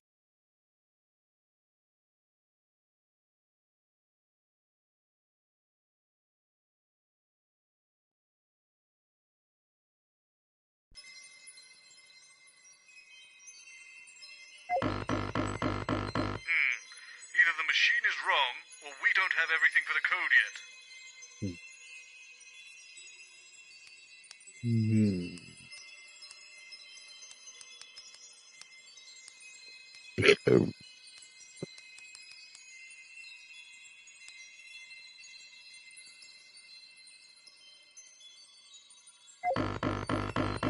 can see where you're coming from, but the machine says it's not right. We must be missing some information. Freaking It's heck. correct based on what we have, so maybe we're missing something? All right.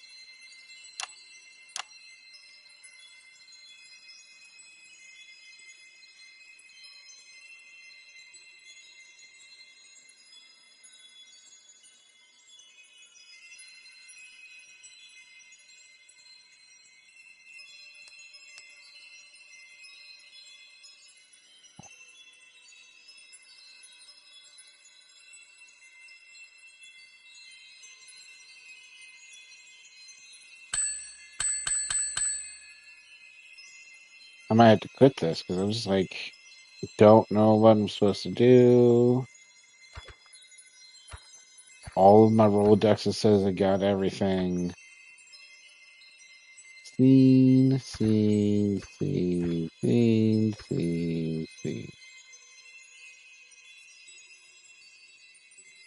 March 1985.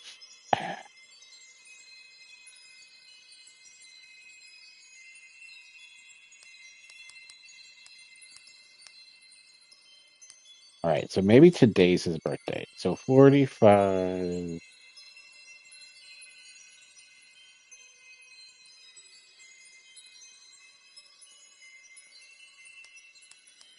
March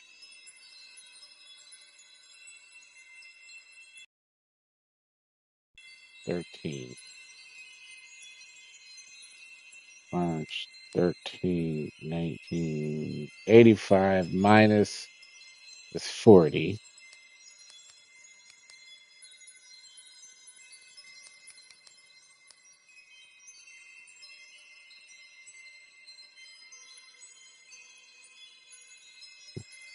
My 45th birthday. So that's today.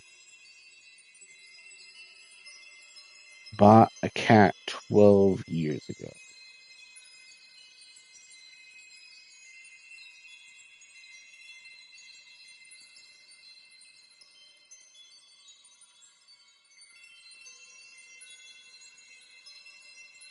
$45, 12 years ago.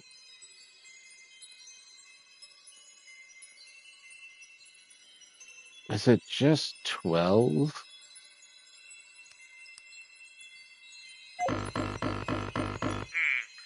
the machine is wrong, or we don't have everything for the code yet.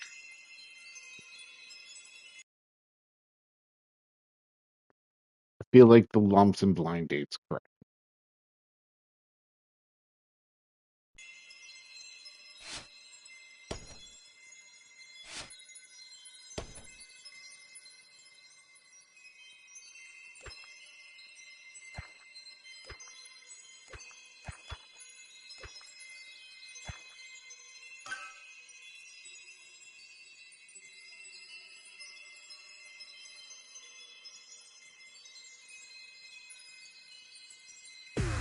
There might have been something at the beginning of Crazy Neil's. I will try this because like I was looking at the thing, so like the intro. So I will try this. If it fails, I'm gonna quit.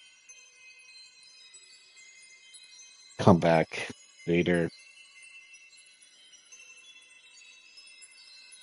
Oh, I wonder. Oh, there's probably not a checkpoint.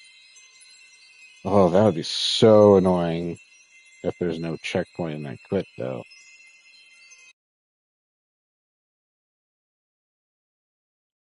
Having to go through all of that again just for. Back to Neil's ramblings again. I don't think he's got anything else to offer, Winston, but by all means, feel free to repeat the interview. Then where am I supposed to go?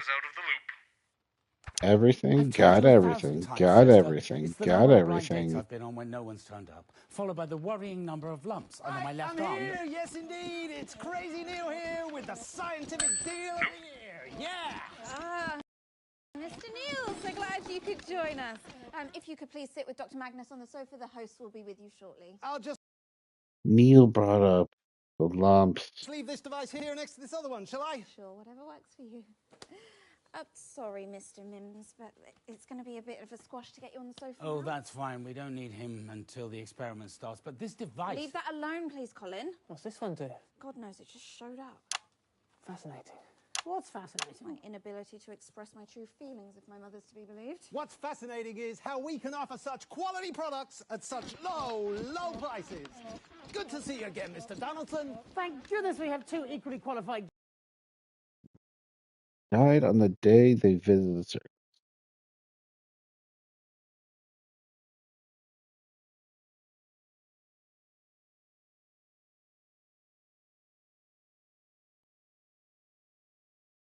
Yes, Mr. Neil. Call me Crazy 20? Neil. Let's say no for now. This is Dr. Charles Magnus. Another equally skilled salesperson, if the reports on your funding levels are to be believed. Jeremy Donaldson, professional cynic. Charles Magnus, impervious to skepticism. There's no need for skepticism, Jeremy, just the ability to spot a great deal. Right, of course. Sorry, I'm late. Flard exploded. Got everything. Got Dr. Magnus, apparently. Either is fine. They're all crossed out. Crazy Neil! When you live the crazy like I do, it's not just a brand, it's a lifestyle. Yeah! Of course it is. Amazing. 10 seconds, everybody. Disagree. Try not to burn anything. Nonsense. Going in 5. Don't think so. 4, 3. Not likely, Alex. Why? Good evening. I'm Jeremy Donaldson. And I'm Megan Wolf. It's the I'm 13th losing my of March, mind. 1985, and this is a Channel 1 special event hosted by your national nightly news team and special guests. That's right. We're joined tonight by a world-renowned scientist and a salesman. That should say captain of industry. It does. I amended it on the fly.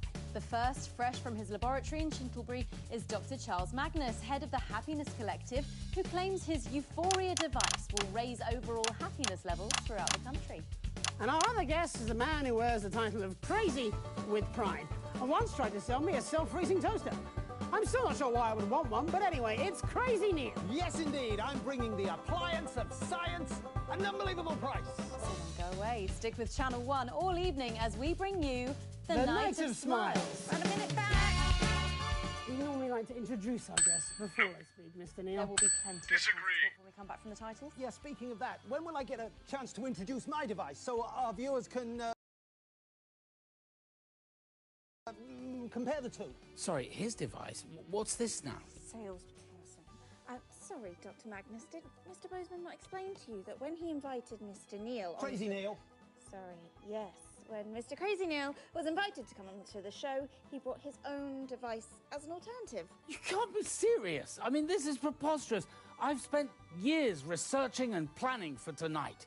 Countless hours given up, opportunities ignored, friends lost, lumps that probably should have been checked, and this senseless charlatan is attempting to plagiarize my entire life's work. You will have plenty of time to make your case, Dr. Magnus. Back in 10. It's just... I can't believe it. 5, 4, 3. Welcome back. Nonsense. In just a few minutes, Don't one think of so. the impressive machines behind me will be activated in the first ever mass experiment of its type. But first, let's meet the men behind these multiple mirrors. So I think we're going to cheat because the atomic number for copper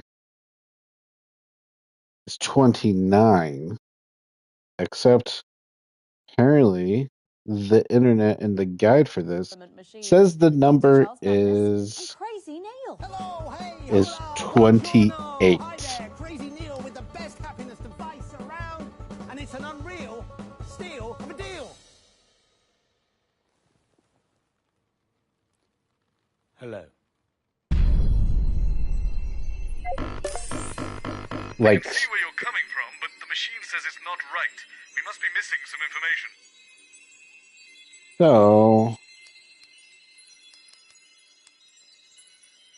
we're going to go ahead and cheat since this game apparently, I mean, unless, did I really atomic number for copper? Like, it clearly says that. The combination lock is set to the atomic number for copper. The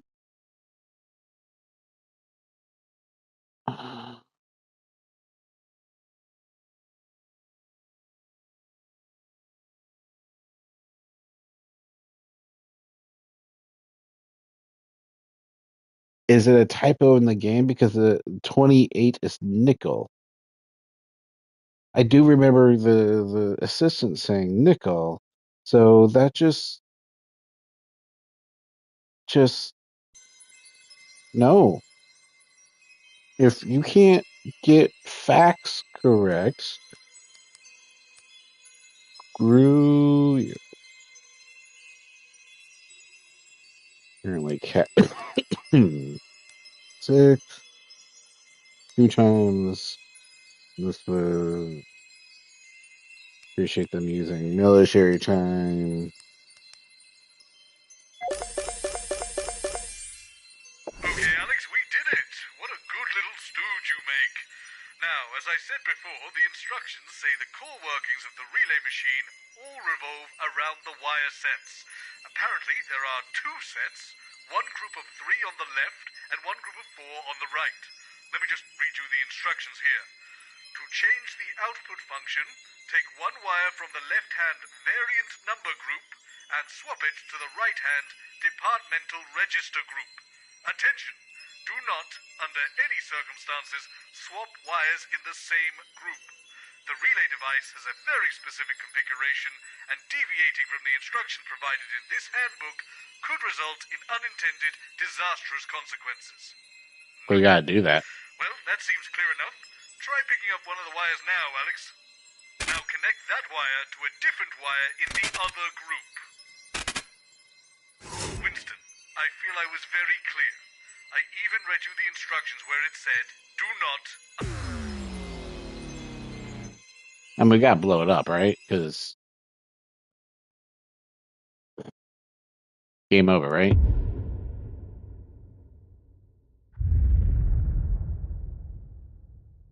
don't like it. I don't like it. Don't like it.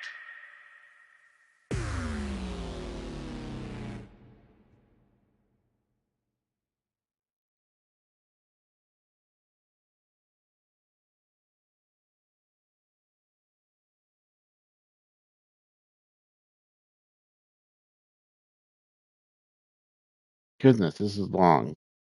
I gotta bow out, get some food in me, and I guess scream with time loop. When no one has turned up, followed by the worrying number of lumps under my left arm. All right, let's hope. Let's see the damage. Let's see this damage. How does it start from scratch? Does it start from I have all the codes? At least to the part where I can put in the code. Okay. All right, that's good. All right, sorry. Gotta stop my broadcast. Peace.